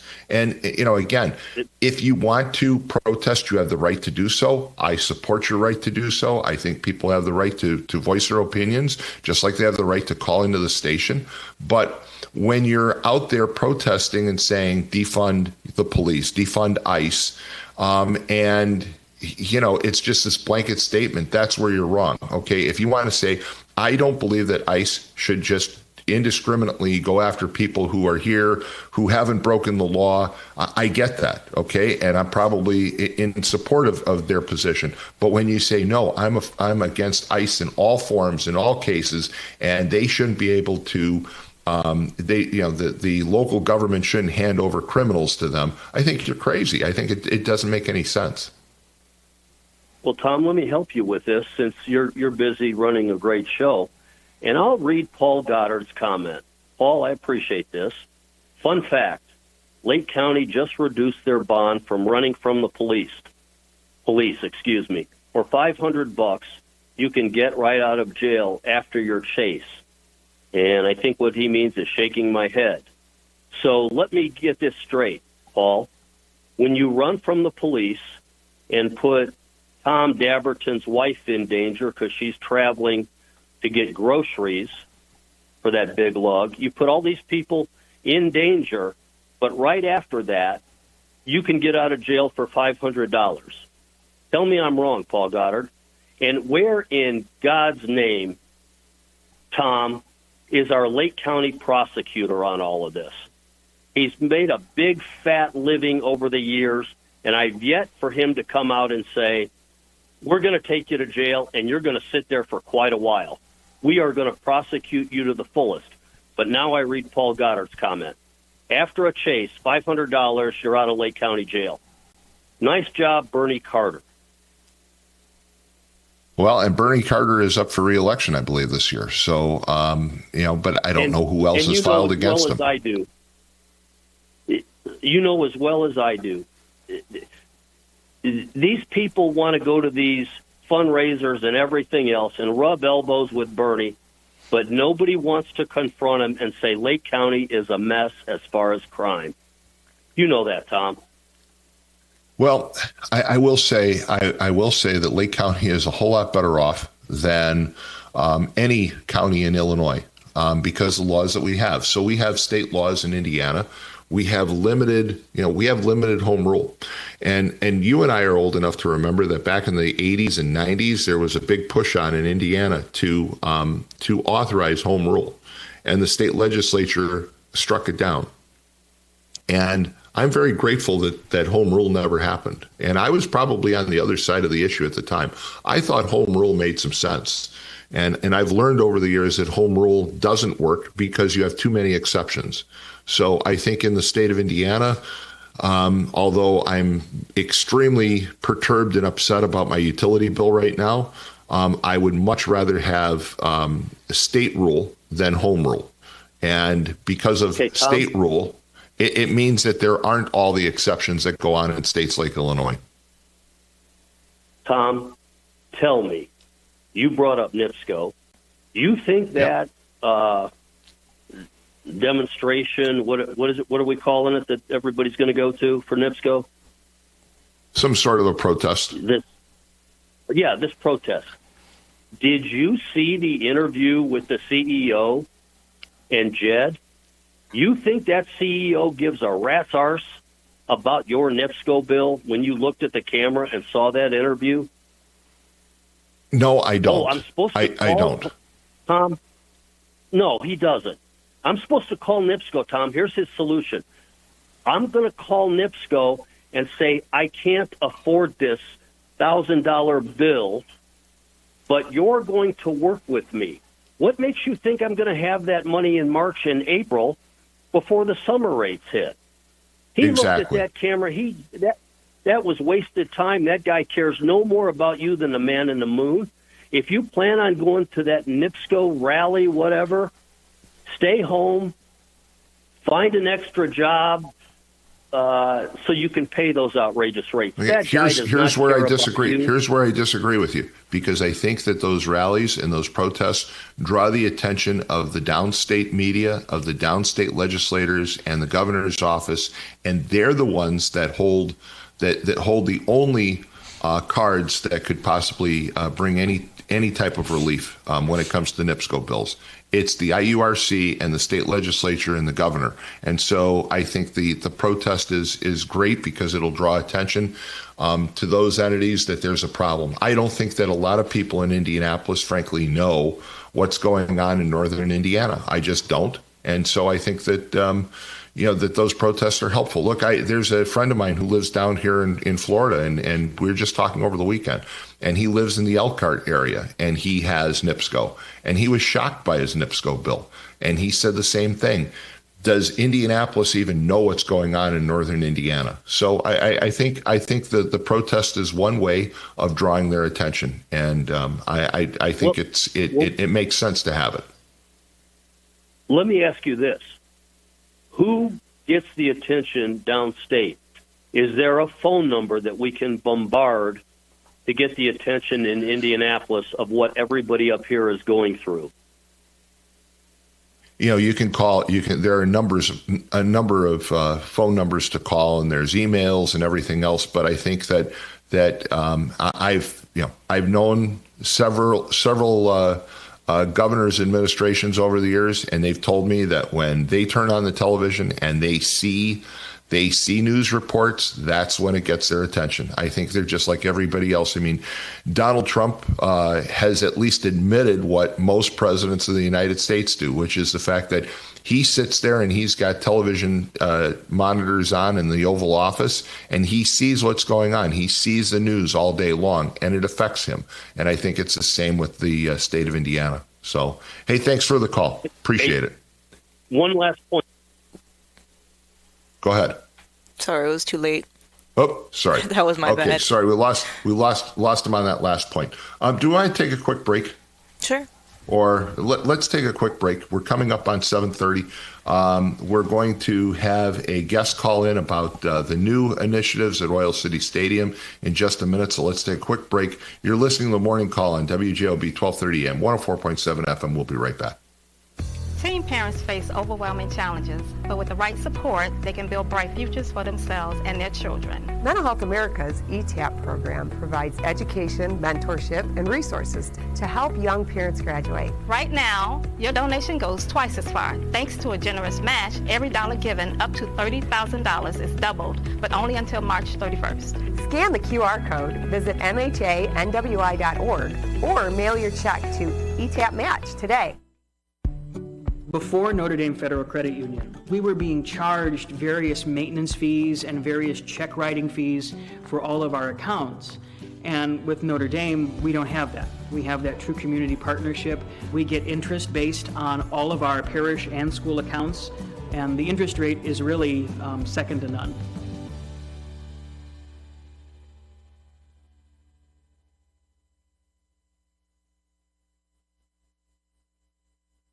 Ogren Insurance, Hammond's oldest family-owned independent insurance agency, now in its third generation providing clients in the Chicago area with products from quality insurance companies to handle your every need. Regardless of driving history, Ogren Insurance can find the right coverage for you at competitive prices. To learn more about the insurance solutions and services we offer throughout Indiana, Illinois, and Michigan, call 219-933-0076 or visit our website, ogreninsurance.com. We're located at 6929 Homan Avenue in Hammond, Indiana. Do business locally with someone you know and trust.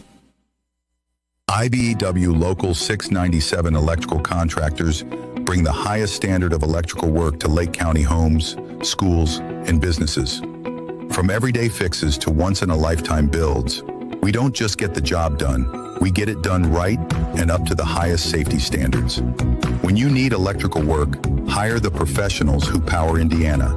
Powering Indiana, Lake County, bringing excellence to the job, creating a brighter future for our community.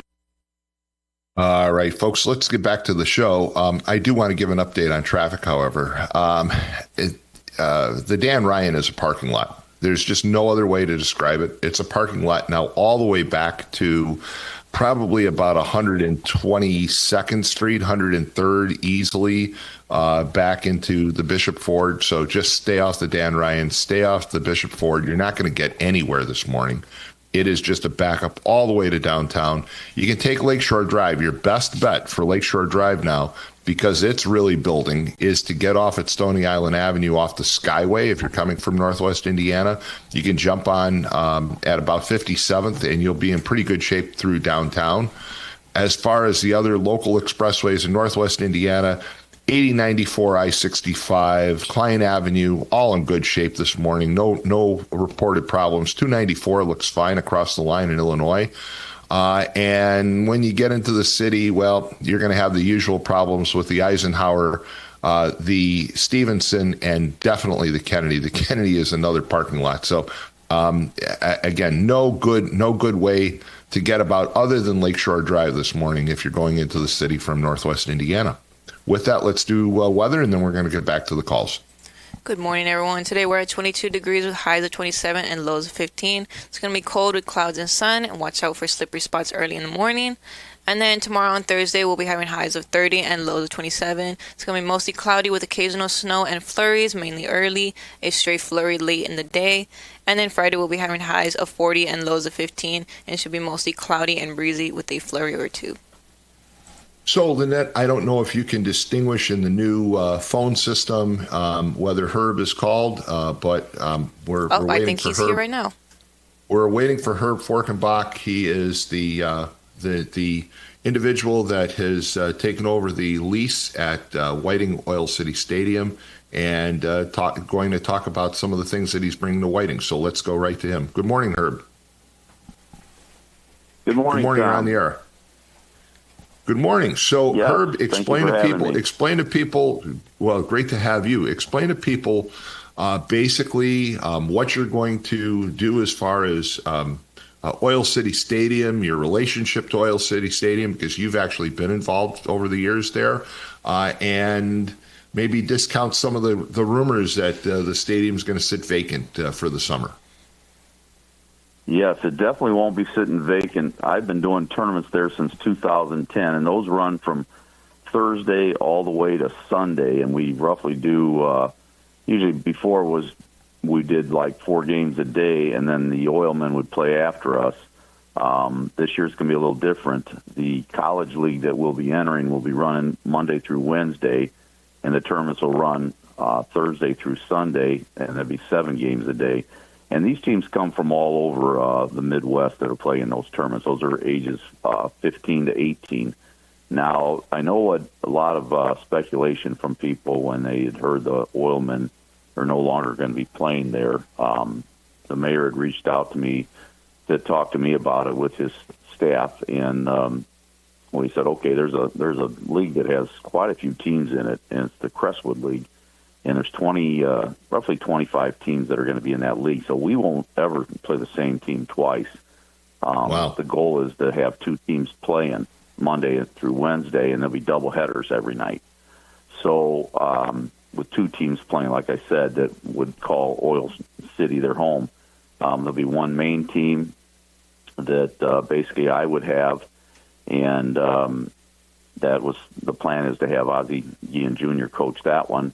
And then the White Sox bringing on their ACE program. They've played in my tournaments over the years. In fact, Alex Thomas from the Arizona Diamondbacks, their star center fielder, he played in my tournament since he was 9. So I just want to interrupt you for 1 second. I want to interrupt you for 1 second. So you're going to have 2 teams, one of which is going to be coached by Ozzie Guillen's son, and the other team is affiliated to the White Sox, the White Sox Aces. Right, the White Sox ACE program, which Jerry's had that for years. It's backed by the White Sox charities, and they have a lot of talent on that team. Every year they have ages anywhere from 9 to 18 years old on there, and this is something new to them. They wanted to expand and go into the college circuit when the kids are home from college to play. Now, a lot of these kids are like pro prospects for the most part on that team, and kind of the one I can remember is the one kid that was 15 years old and literally hit a home run over the netting in left field, completely put in the parking lot. And that's the kind of talent they bring. So I think definitely the community, and besides the community, I think a lot of people come to watch these guys. Both teams we're putting together. I expect the team we're putting together, the one that we want Ozzie coaching, that will have a lot of talent as well. Now, one other plans is if Valenzuela comes over here too. You and I didn't talk about that yet. If Valenzuela comes over here, we may get a chance to see Ozzie Sr. versus Ozzie Jr. coaching each other. And I would like to put like an exhibition game between them two. Well, if they do get them to come over, if you remember that Ozzie Sr. was coaching the Venezuelan team over there, and they won the title over there. So I think that would be kind of nice for the locals and some other fans to come in.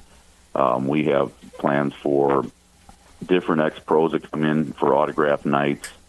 And we're trying to make a good thing out of this. You know, it's going to be our first year. It's going to be a test thing.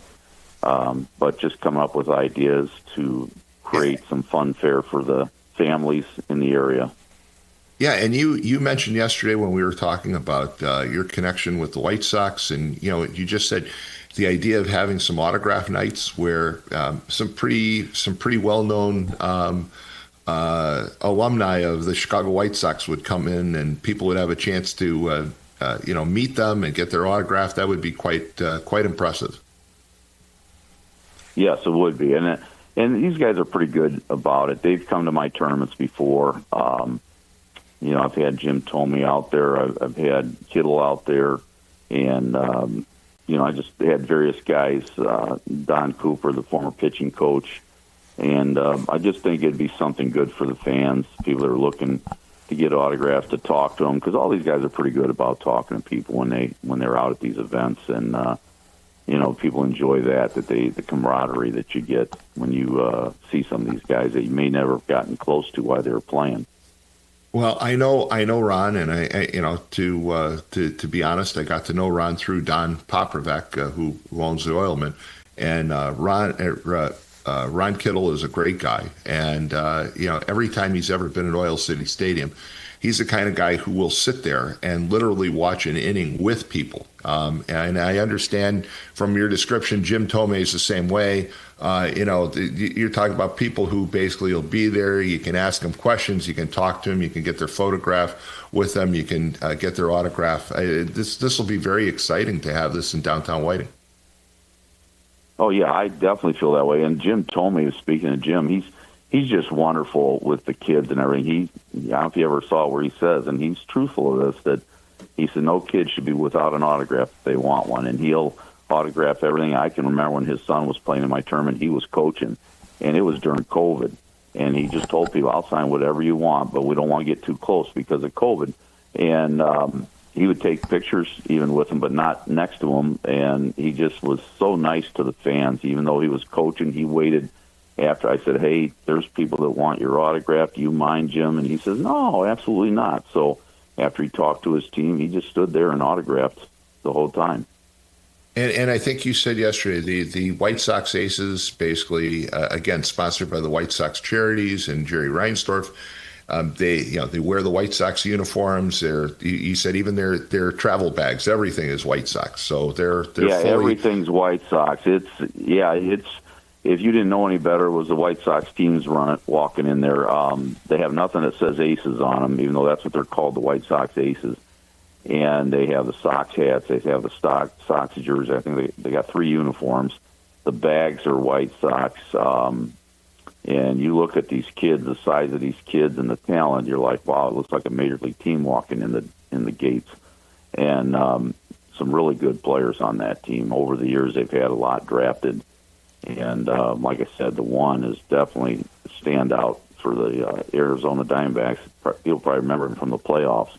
Star center fielder, one of the best catches made out in the outfield that basically won the game for them. But that's a talent that they get. And I know Jerry's been a big backer of it, keeping the inner city kids going. And the other thing we talked about is the fact that it's only 20 minutes for some of the kids to drive over from the area they live to get to Whiting. So it's actually a pretty good matchup. It's close. It's convenient.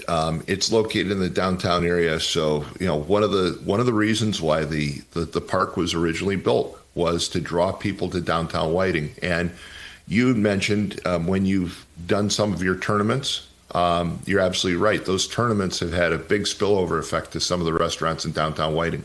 I can remember last year. In fact, you had a tournament, and my wife and I were going to go out for dinner and couldn't find any place to eat because all the restaurants were packed, and that's great. That's great for downtown Whiting. So it even had an impact on stores like Mind Vendors, where people are looking for something to do between games. They walk down the street.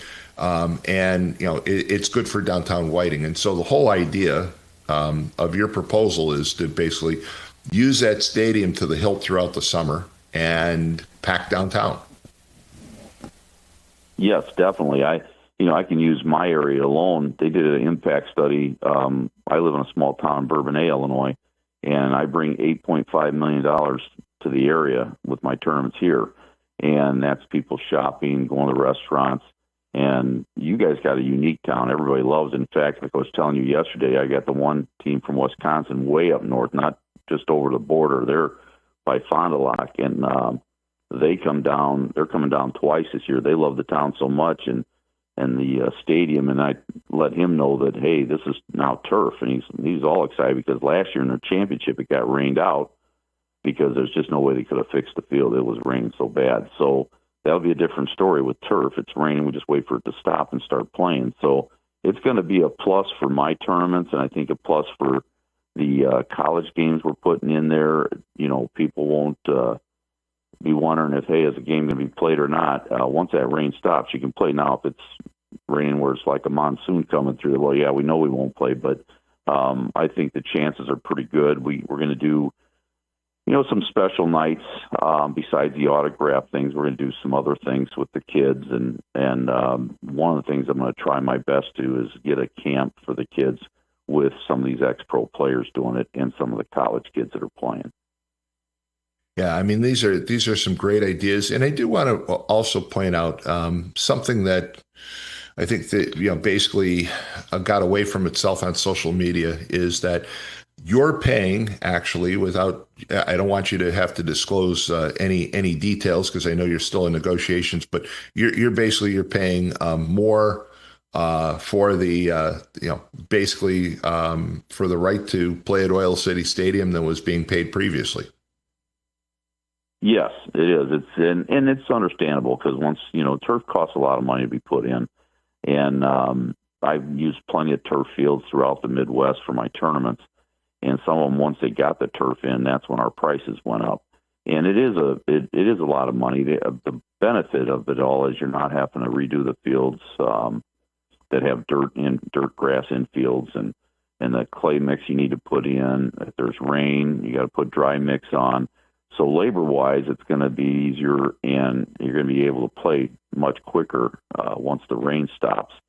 And I think people are going to find, too, it's exciting to watch. I have showed pictures to some of my travel teams, and I put it out there the one day on the Facebook thing about my tournaments. I haven't mentioned about this college situation yet, but everybody was jumping on it, saying, oh, it's always been a beautiful field. We love playing there, and this is going to be great. We're not going to get rained out, and I got a feeling, I've already seen it in my signups that I'm getting a lot more signups, but it's always done well because I use some pretty nice fields. I use Hammond's Purdue Northwest turf field at Dowling Park, and then I use some other college fields within the area in Illinois that are right down I-80. So it's always been a tournament that everybody loved to come to because they know what they're getting. They're getting some nice fields to play on.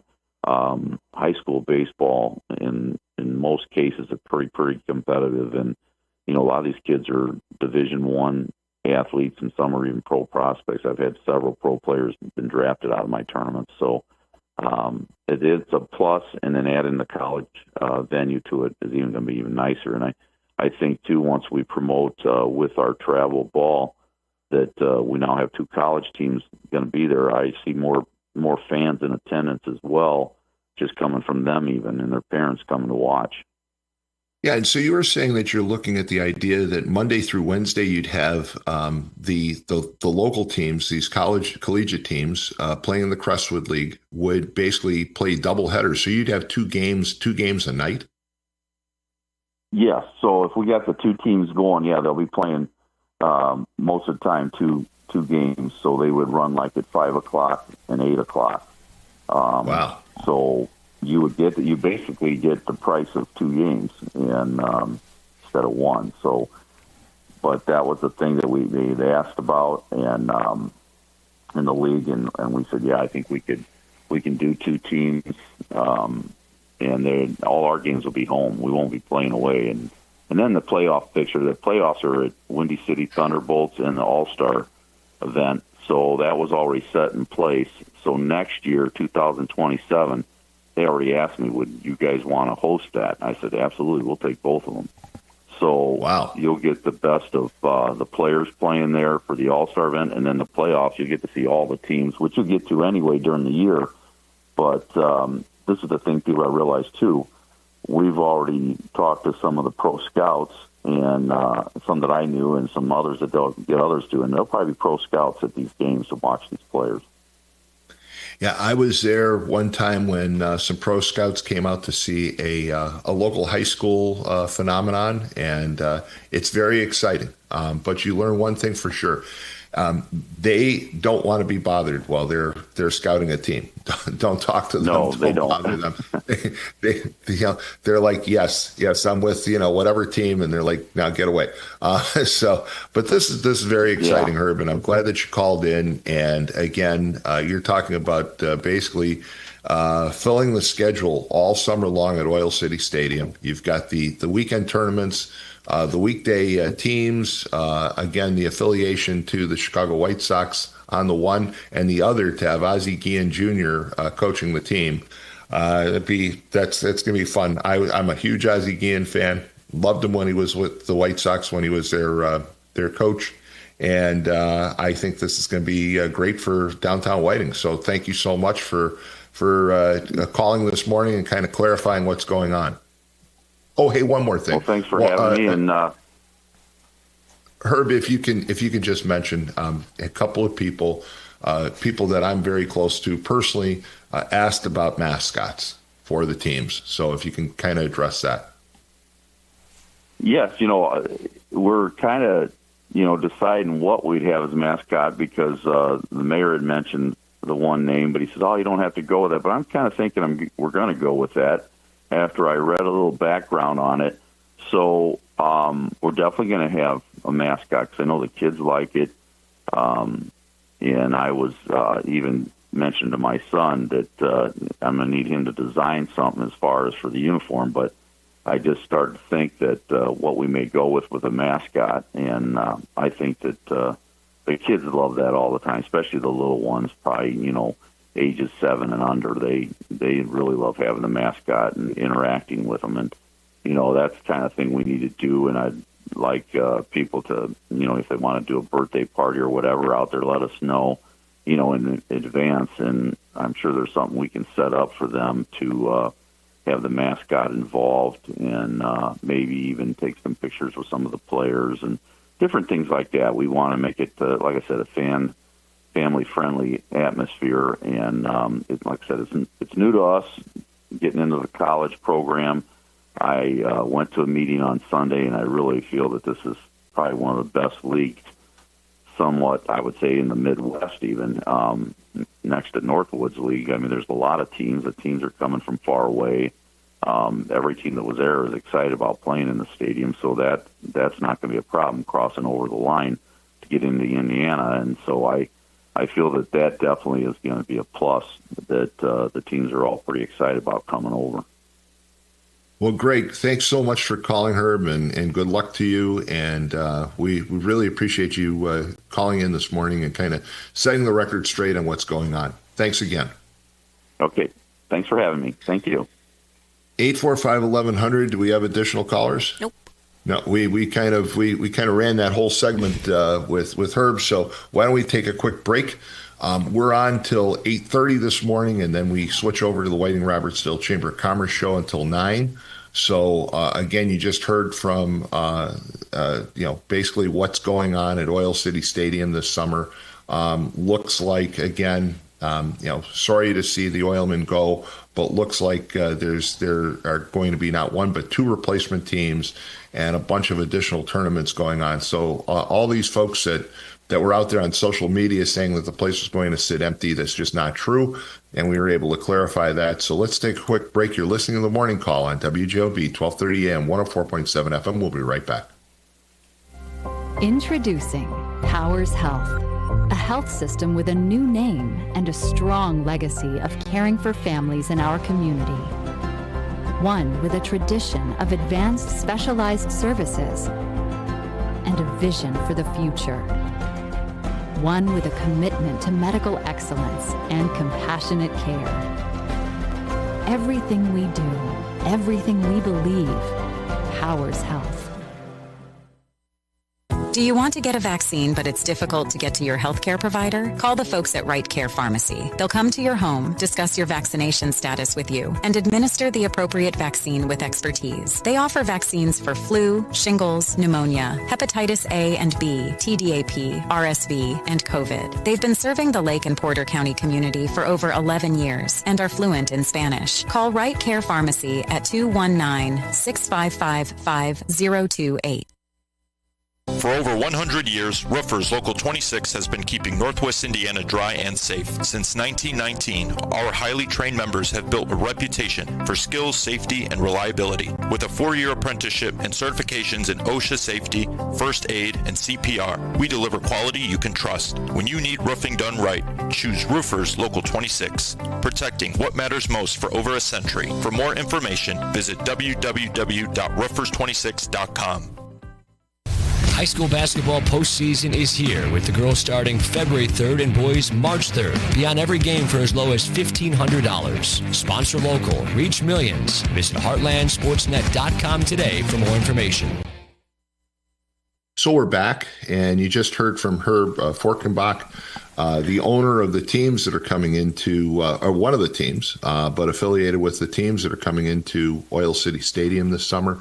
It just gives the perfect reason why you can't believe everything on social media. So, for example, over the weekend, there were claims, at least, that that Oil City Stadium was going to be bought by BP Oil and it was going to become part of their office complex. Not true. There were claims that the city was going to let Oil City Stadium sit all weekend vacant. Not true. There were claims that there was all these just ridiculous claims, folks. You can't believe everything on social media. I love social media. I'm on it like everybody else, but you can't believe everything that's out there. And so it looks like there's some exciting new developments at Oil City Stadium this summer with these college tournaments and the two teams that are coming, and the fact that there's a connection to the Chicago White Sox and to Ozzie Guillen and Ozzie Guillen Jr., I think is going to be very exciting for people who want to follow baseball in Northwest Indiana, to get to meet Jim Tomei, to get to meet Ron Kittle and all the others that Herb just mentioned. I think is going to be very exciting. So 845-1100 is the number to call if you want to talk about that. We also have been talking about crime this morning because there's this horrible story, really emanated out of Momence, Illinois, where a 30-year-old barkeeper was gunned down execution style. She had cooperated in the robbery, it appears. She turned over the money to the individual. She's the mother of two young children, and she was allegedly murdered by an individual with roots in Northwest Indiana or connections to Northwest Indiana. He was arrested yesterday on the 6400 block of Rhode Island in Hammond, and I wish MX would call back. MX calls all the time, and the one time I want MX to call back, he doesn't call. He got cut off. The call dropped, and he hasn't called back, and I even texted him because he lives very close nearby. And, Ron Matlock called earlier this morning and said, hey, maybe this is a time where a GoFundMe page would be a great idea to support that family that lost their mom. I mean, two young children. My heart goes out to them, and it's hard to explain how people can be so evil. I think one of the earlier callers today said, why are you shocked by this, Tom? Evil is among us, and he's absolutely right. There is evil that lurks, and unfortunately, the people that live on Rhode Island, I can just imagine how they feel this morning, knowing that there was this guy that again, allegedly lived down the street from them and is now accused of an execution-style murder of a young mother of two young children, 30 years old, in Momence, Illinois. Just horrible. So 845-1100, the phone lines are open, so feel free to give us a call. Again, we've tried to clarify some things about what's going on at Oil City Stadium and some of the rumors and misinformation that floated around the community over the weekend, and then talking about this murder in Momence. Also, I think it was Ron Matlock brought up the situation with Savannah Guthrie's mom. It appears that it's a kidnap and ransom, and that's pretty scary too. That her mom is not famous, her daughter's famous, and she gets targeted because because of her famous daughter, and she has health issues. She's 84 years old, and she was abducted from her home in the desert, and they're looking for her. And my hope is that the FBI and law enforcement does a great job in solving crimes, as we learned yesterday with the situation in Momence. But I'm hoping that they can act as expeditiously as they did in the situation in Momence in finding whoever's behind the abduction of Savannah Guthrie's mom. I can only imagine if she's still alive, what she's thinking right now. They're probably not treating her very well, is my guess. And you hate to think of what she's going through. So we've got some callers. We'll go to the callers. Good morning. You're on the air. Yes, good morning. Good morning. I wasn't going to call back in, but about that lady and her that was killed. When I used to drive a semi, I used to go down that road. I've seen that place many a times. When me and my wife, our family would go down home, we cut over to go to 57 to get down. I always saw that place because when I come around the bend, it would say Illinois state line, but I knew that building. I knew I was almost in Illinois, and then in that silo. But the thing is okay, the guy did it, or suspect. They're going to extradite him here. Now, do they have enough proof to charge him? Because if they let him out, or if they take him back to Illinois, he killed that young girl. Well, put it this way, murdered her. Okay, if they take him back to that Illinois, they should not give him a bond. He should not be let out until he goes to court and trial, because I bet you any money, if he gets out, you are not going to find that guy. He's going to go run. They should not let that guy out. They should keep him behind them steel bars for destroying a family's life.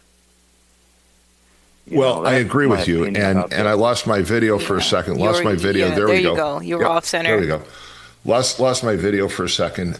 Look, I agree with you. They shouldn't, but part of the problem, Mike, and you got some very valid points, and that is that you have these laws that sound like a good idea. This idea that, people are only accused of a crime and they should be allowed to walk the streets until they have their day in court. I disagree with that thinking, and I think most people do, you included. But it's going to be up to basically the prosecutors in Illinois to follow the laws there as to how this individual is treated. So again, he's only accused. He's not convicted. No, but if they got the proof and they're going to charge him with murdering that young girl with a family, okay, how does that prosecutor feel that he's going to let that guy that murdered that young girl and let him out? What if now if it was one of his family members that was murdered by that guy, I bet you that prosecutor would not let that individual out. I mean, they should not let that guy out. He should stay in handcuffs behind that jail until he is cleared of it, but which he ain't. You see a clear picture of who did it. Well, again, he's only feel this morning about it. Well, and Mike, you bring up some really great points this morning about it. I mean, to me, there's a motive. They found the gun. They found the money.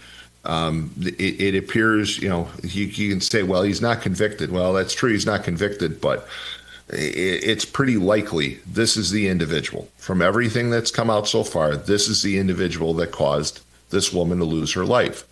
And unfortunately, Illinois has laws that allow people to basically be released. And I think it's wrong. I think that if you're accused of a very serious crime and there's overwhelming evidence, you should not be able to see the light of day. You should be held in jail until your trial.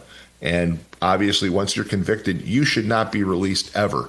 This is a guy that was released from prison. He had been convicted of homicide previously, and look what he did. So I agree with you. And like you said, in 26 hours, they went to that guy's house, got him. Now they're going to get him over there.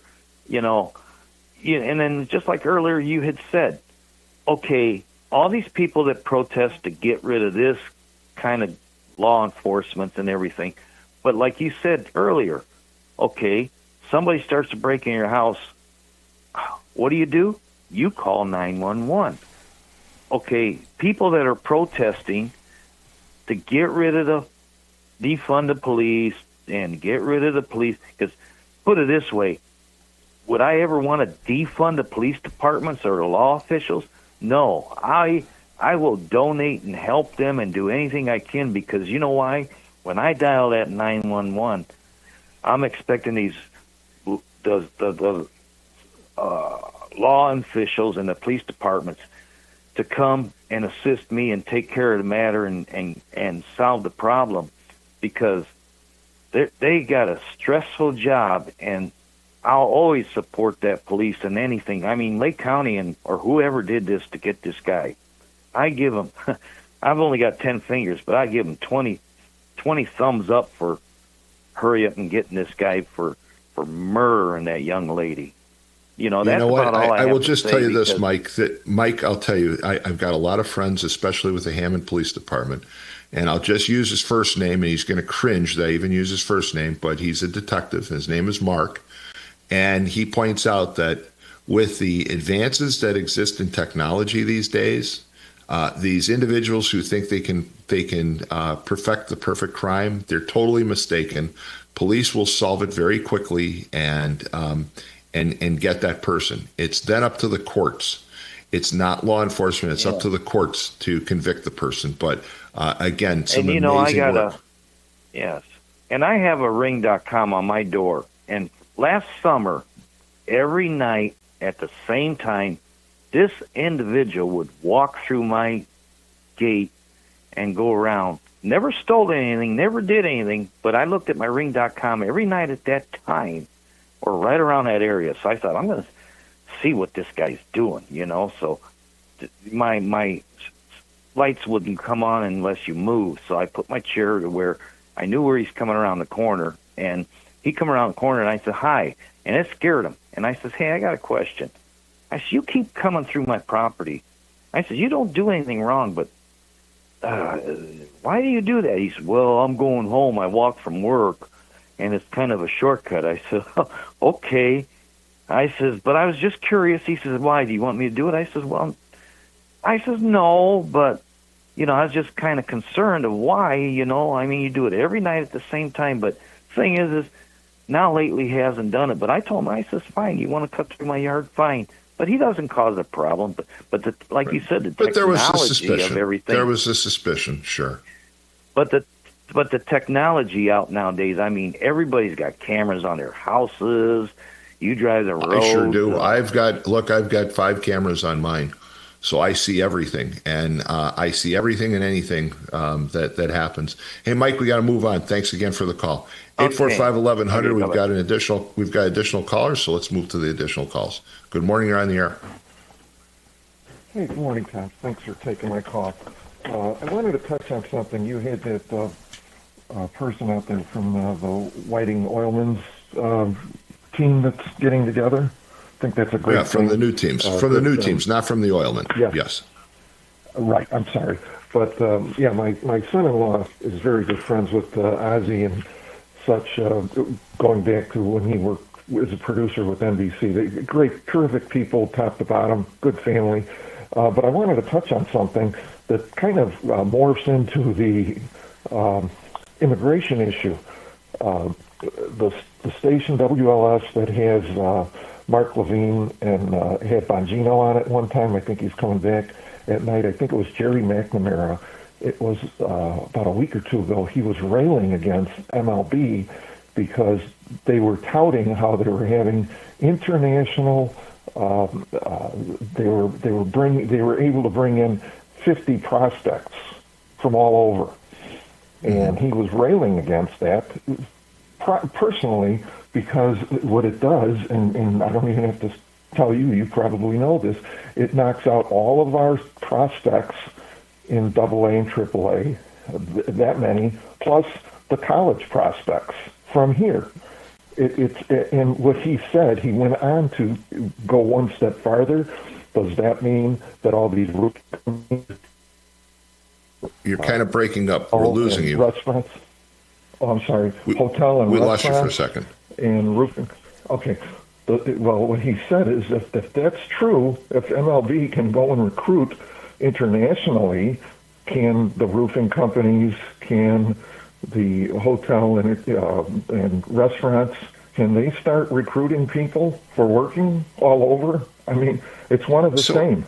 It brings up an interesting argument. However, I think when it comes to sports, there's always been this belief that the search for the very best. Okay, so the hockey teams have done it for generations, right? I mean, the NHL basically, I think still to this day, the majority of players, or a good healthy minority of players, actually didn't grow up in the United States. And even the NFL bring in some of the players from. I'm trying to think of the name of the the islands in the South Pacific that they've recruited so heavily from. Samoa and some of those areas, they've recruited. Yeah. So I think when it comes to sports, the idea of recruiting abroad has always been there. You're looking for the very best. You're looking for the fastest. It is true that some of the runners, from Africa, just naturally are faster. And so if you're competing and you're looking for the best, you're going to go worldwide. When you're putting down a roof, is there a roofer that lives in Venezuela that's better than an American roofer? I don't think so. I think that there's some, you have to put it in the context of sports and competition. And I think that's where the argument can be made that sports has always recruited the very best worldwide. And I think that's the argument. That's true, and he did touch on that. However, he also said, and he made a good valid point, he also said that when it equates down to sports really doesn't help you in your daily lives or your economic pocketbook or how things are done. So he said if you can't get some of this lower cost employees anymore, it's going to start hitting you in the pocketbook. That's what he said, and it made sense because a lot of these sports figures and sports teams, it doesn't affect our bottom line at home. Yeah, look, I agree with you. Sports, look, I'm a big sports fan, okay? And we have, Heartland Sports, and, we showcase great talent from all over Northwest Indiana on Heartland Sports now, and WJOB. Its history really is intertwined with high school athletics in Northwest Indiana and more recently with some college teams. But sports has always been entertainment, right? It's not the main part of your life. And so, the Super Bowl is coming up this weekend, and I'll probably give my 2 cents that I'd like to see the Patriots win. But is sports ruling my life? The answer is no. Okay, if the Bears would have won, it would have been great. I'm a Bears fan, but they didn't win. Does that change? Does that change my life? No. But do the things that politicians do when it comes to, to cashless bail, to, approving increases on utility rates, those are the things that affect my life, and those are things that you have to put things in a perspective. I guess it's a good conversation to have, because I think some people put too much emphasis on sports. But I will say this, I do want to bring this up, and that is, normally my good friend John Dabertin comes on with me on the first Wednesday every month, but he wasn't able to this morning. He's going to come on, I believe, tomorrow with Jed. But he did ask me to mention that the 72nd annual sportsmanship dinner will be held at the Halls of St. George on Monday, February 23rd, 2026 at 6:30 p.m. So again, the 72nd will be on February 23rd. So I did want to throw that out there. It's coming up, and it is a great event. It brings together a lot of athletes throughout Northwest Indiana, and it's a great event. I've been to it before. I know my son's been to it before, and just wanted to get that plug out there. And I know that John's going to talk more about it tomorrow. Okay. Good show. Love listening to you, and you take care. Thank you, and thanks for the call. I really appreciate it. 845-1100 is the number to call. And Lynette, do we have a caller? We do. We have one more. Okay, we have another caller, so we'll go right to the callers. Good morning. You're on the air. Lucky you, big head. Lucky me.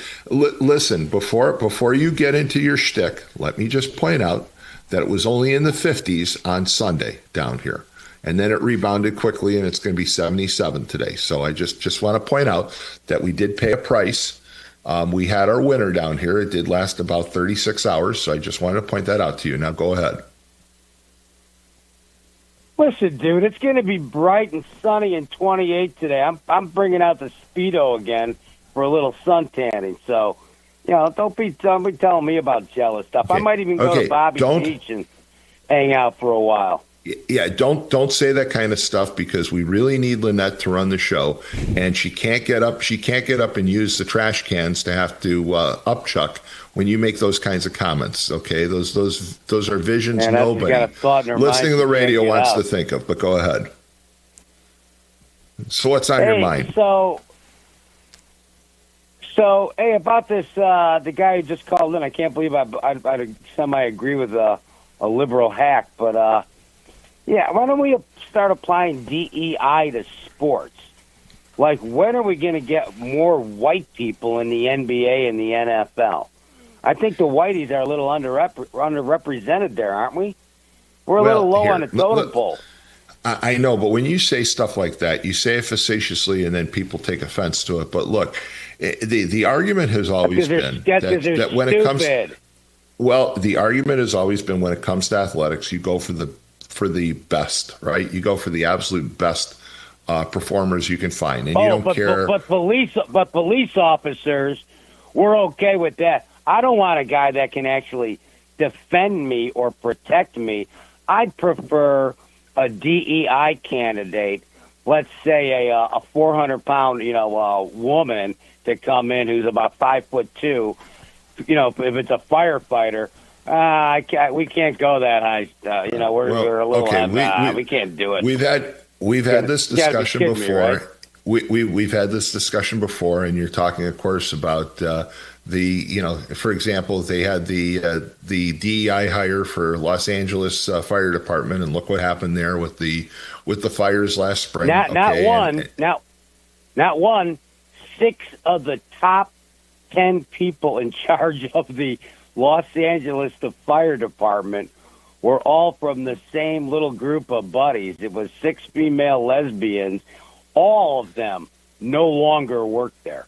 And you know what their average salary was? Over $500,000 a year. Can you imagine that? Let me ask you a question. Okay, let me ask you a question. Now you bring up, they were lesbians and DEI hires, and you're absolutely right. They were DEI hires. I don't know that their sexuality has anything to do with it. But let me ask you this: it must have, because they let it. Wait, Tom. It must have been important, because they let us know every time they ran a commercial about them and how they got there. They told us that. Can I ask the question? You must. Can I ask the question? All right. So I agree. They overplayed that. But do you care whether the person is a male, a female? Do you care if they're a transgender? Do you care if they're gay, lesbian, heterosexual? Do you really care, as long as they're capable of rescuing you from that accident or that burning building? Do you really care at that point? I don't even notice any of it. Hey, Tom, you'll have to go back. We'll have to wind the clock back. Remember when Jimmy Deedlow used to have the woman, and tragic story too, and I get it, they had the 2 female lesbians from Munster who didn't get their membership over at Fitness Point, because they said, we can't give you a family discount, but you can come to our facility. And she got on the radio every week with Jimmy. Yeah, we just can't live in Indiana. Oh, blah, blah, blah, blah. It's so terrible. We're not accepted, da-da-da-da-da. And I said to her live on the air, I go, other than Fitness Point, because it's a Christian organization that recognizes a man and a woman to be the standard family bearers, I said to her live on the air, I go, when has anybody ever said anything to you about your sexuality? When you're at the grocery store, walking down the street, going to school? And she says, never. So what are you complaining about? Nobody even knows. Unless you carry a rainbow flag over your bassinet, or, in your stroller with your child, or you're waving it from your car, we don't know, and we don't care. No one, who cares? I could care less. Well, again, I think that's the point. That's the point to make. Okay, you don't care. And we shouldn't care. We shouldn't care about people's sexuality. We shouldn't care about, as long as they can do the job. That's what's important. And so I want to cut through your shtick. I want to cut through your shtick for a second and point out that what you're saying is that you don't really care You care if they're qualified for the job. That's your point, right? Right. They used to run that government commercial that where the guy was injured, and it was one of those famous advertising voices that anybody would recognize. And he's like, "Oh, I'm injured. I need a doctor." And the doctor walks over. He says, "Oh, no, I can't have a black man touch me. We'll get another one." And the next one comes over, and he goes, "Oh, no, can't have a Jew." And the next one, it's a woman. "Oh no, I can't have a black woman." And the point of the commercial was, you need a qualified person to take care of your injuries. That's it. No, nobody and cares. That's all that matters. That's all that matters. Nobody cares.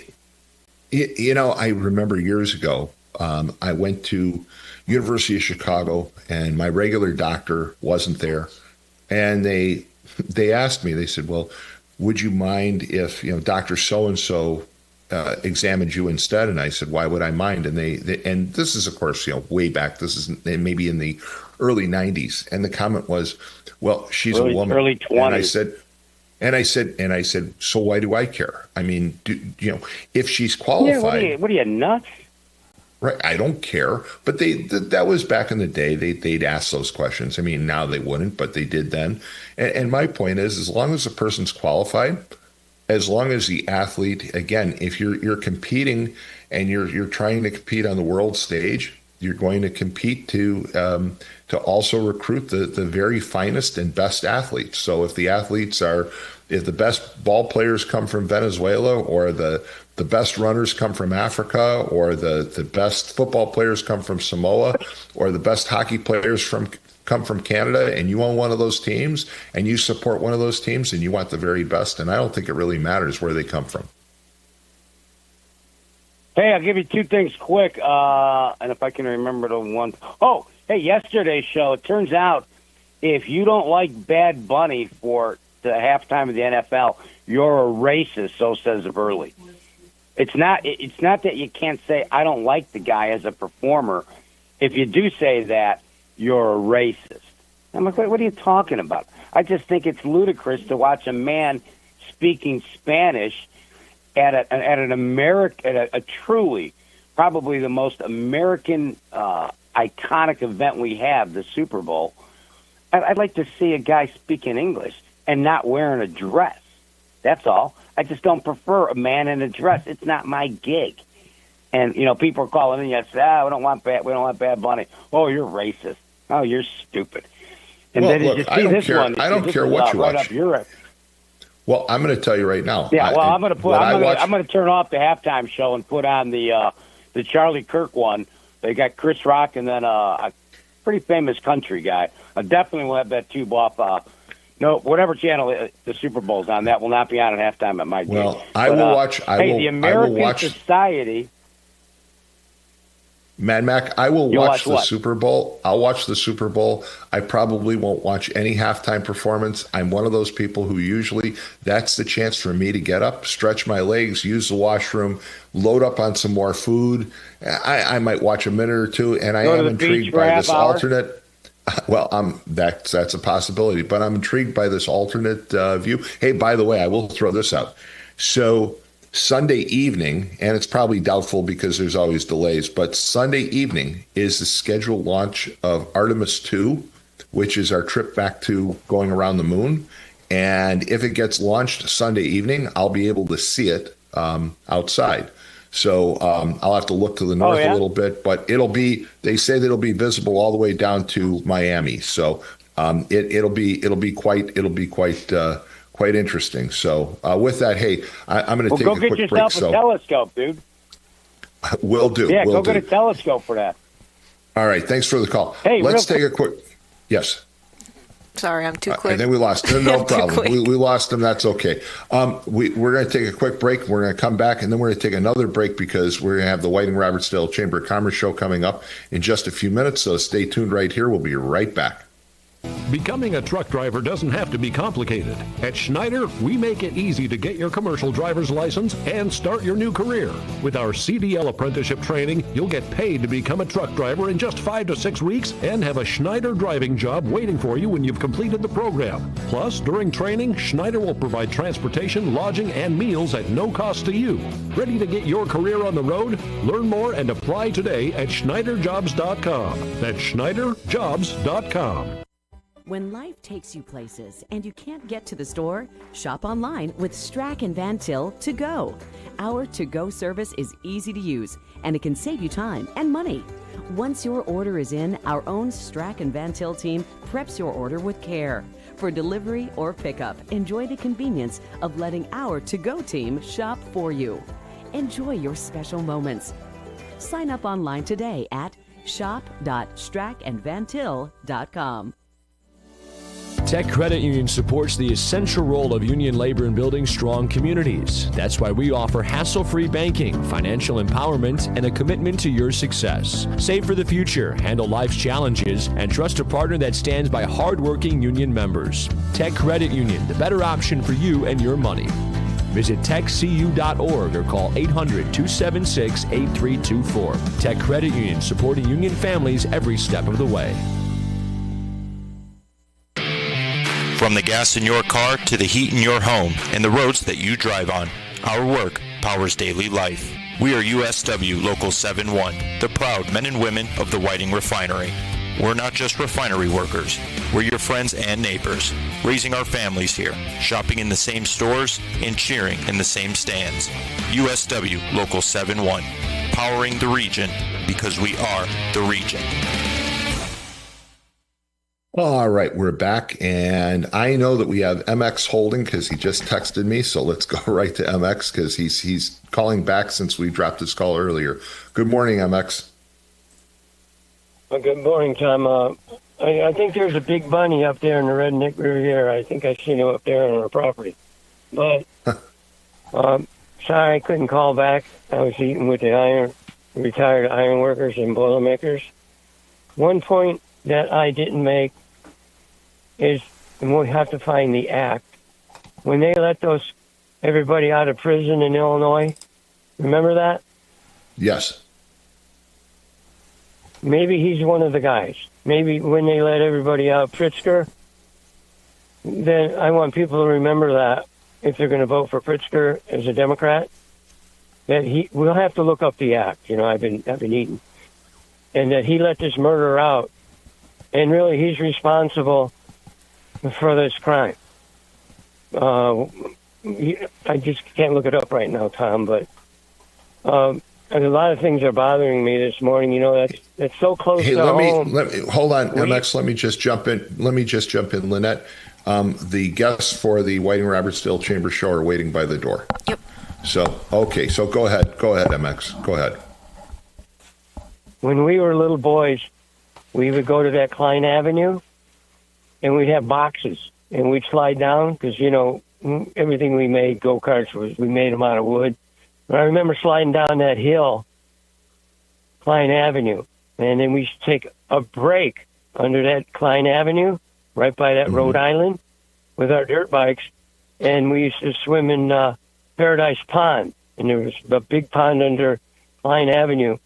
And there's a lot of strange things, and I hope I sent you that link that happened that are unaccountable for, and I hope people come forward that lost somebody, and maybe there's a connection. But this one here, I could actually name the kids when we were little boys that we slid down the hill with, and I don't want to mention their names, Chris and Ray, myself, Rick, that this one really touched home. But I want to say something. I did all that tilling, right? Remember all that tilling I did? Mm-hmm. Are you there? Yes, I'm listening. Go ahead. Everybody said hi to me. Everybody said hi to me but one person. You know what I'm saying? And it was kind of strange that he didn't say hi to me. And then, I just found that very strange when everybody on the whole block is watching the old man till and shovel for 6 days and everybody's saying hi and smiling, but the one person didn't. I kind of think, you know, he was around. A lot of people seen him. And I went to take the garbage out. And this is why I cleaned this alley, okay? And you're going to remember this. And something that Chief Brian Miller said, know your surroundings. But so I got this alley cleaned up. So I go to take the garbage out, and the guy is breaking in across the alley. And he asked me, what are you doing here? I didn't say nothing. And I walked across, and he couldn't see me, and I called the police on him. So all you MXers out there, I didn't make it up about know your surroundings. I got it from my hero, Chief Brian Miller, at the Crime Watch. Crime Watches are very valuable. And if you think there's something strange next door, you know what? You might want to keep an eye on it. I don't want you to be the woman that keeps looking out the window at 2 a.m. But the neighbors are probably more shook up than I am. I'm not a right next door neighbor, but I played in that neighborhood, and we helped save the Gibson Woods back in the day, and we got 9 more acres, as you see me protesting with that picture. So I'm a lifelong resident of Hessville. But what did you want to pick my mind about? I really just wanted you to talk about the fact that this was in your neighborhood, and you did. And I do want to bring up that that Julius Burks, age 47 of Hammond, is also facing a felony charge after Crown Point police found him sitting inside the back porch area of his ex-girlfriend's home in the early morning hours of December 21st. So this is again from Paul Goddard, Region News Source. Paul's always on top of absolutely everything. I don't know how he gets this info, but this is pretty amazing. He tried to break into his ex-girlfriend's home, and she called the police, and he was arrested. And that's the pending charge that he has in Lake County. So he was basically charged with breaking and entering to her apartment back in December. And he was actually charged in early January, if I believe the charges were filed on January 8th. Unlawful residential entry, which is a level 6 felony. So this is a guy who was convicted of a homicide in the past, charged with illegal entry, and now charged with this heinous crime. And MX, I really appreciate you calling, but we are out of time because the Whiting Robertsdale Chamber of Commerce show is coming up. So thanks so much for the call. Why don't we take a quick break, folks? We're going to switch from being the morning call to the Whiting Robertsdale Chamber of Commerce show. So you've been listening to the morning call on WJOB, and just great to talk to all of you this morning. We're going to do it again next Wednesday, but let's take a quick break, and then we're going to come back with the Chamber of Commerce right here on WJOB. But it's time. You got to catch up. Yeah. I'll catch up with you. I'll be right back. I'll see you in a minute. Anything else? Yeah. Well, what's up, boy? Hey, Ryan. Not tonight, man. Not tonight.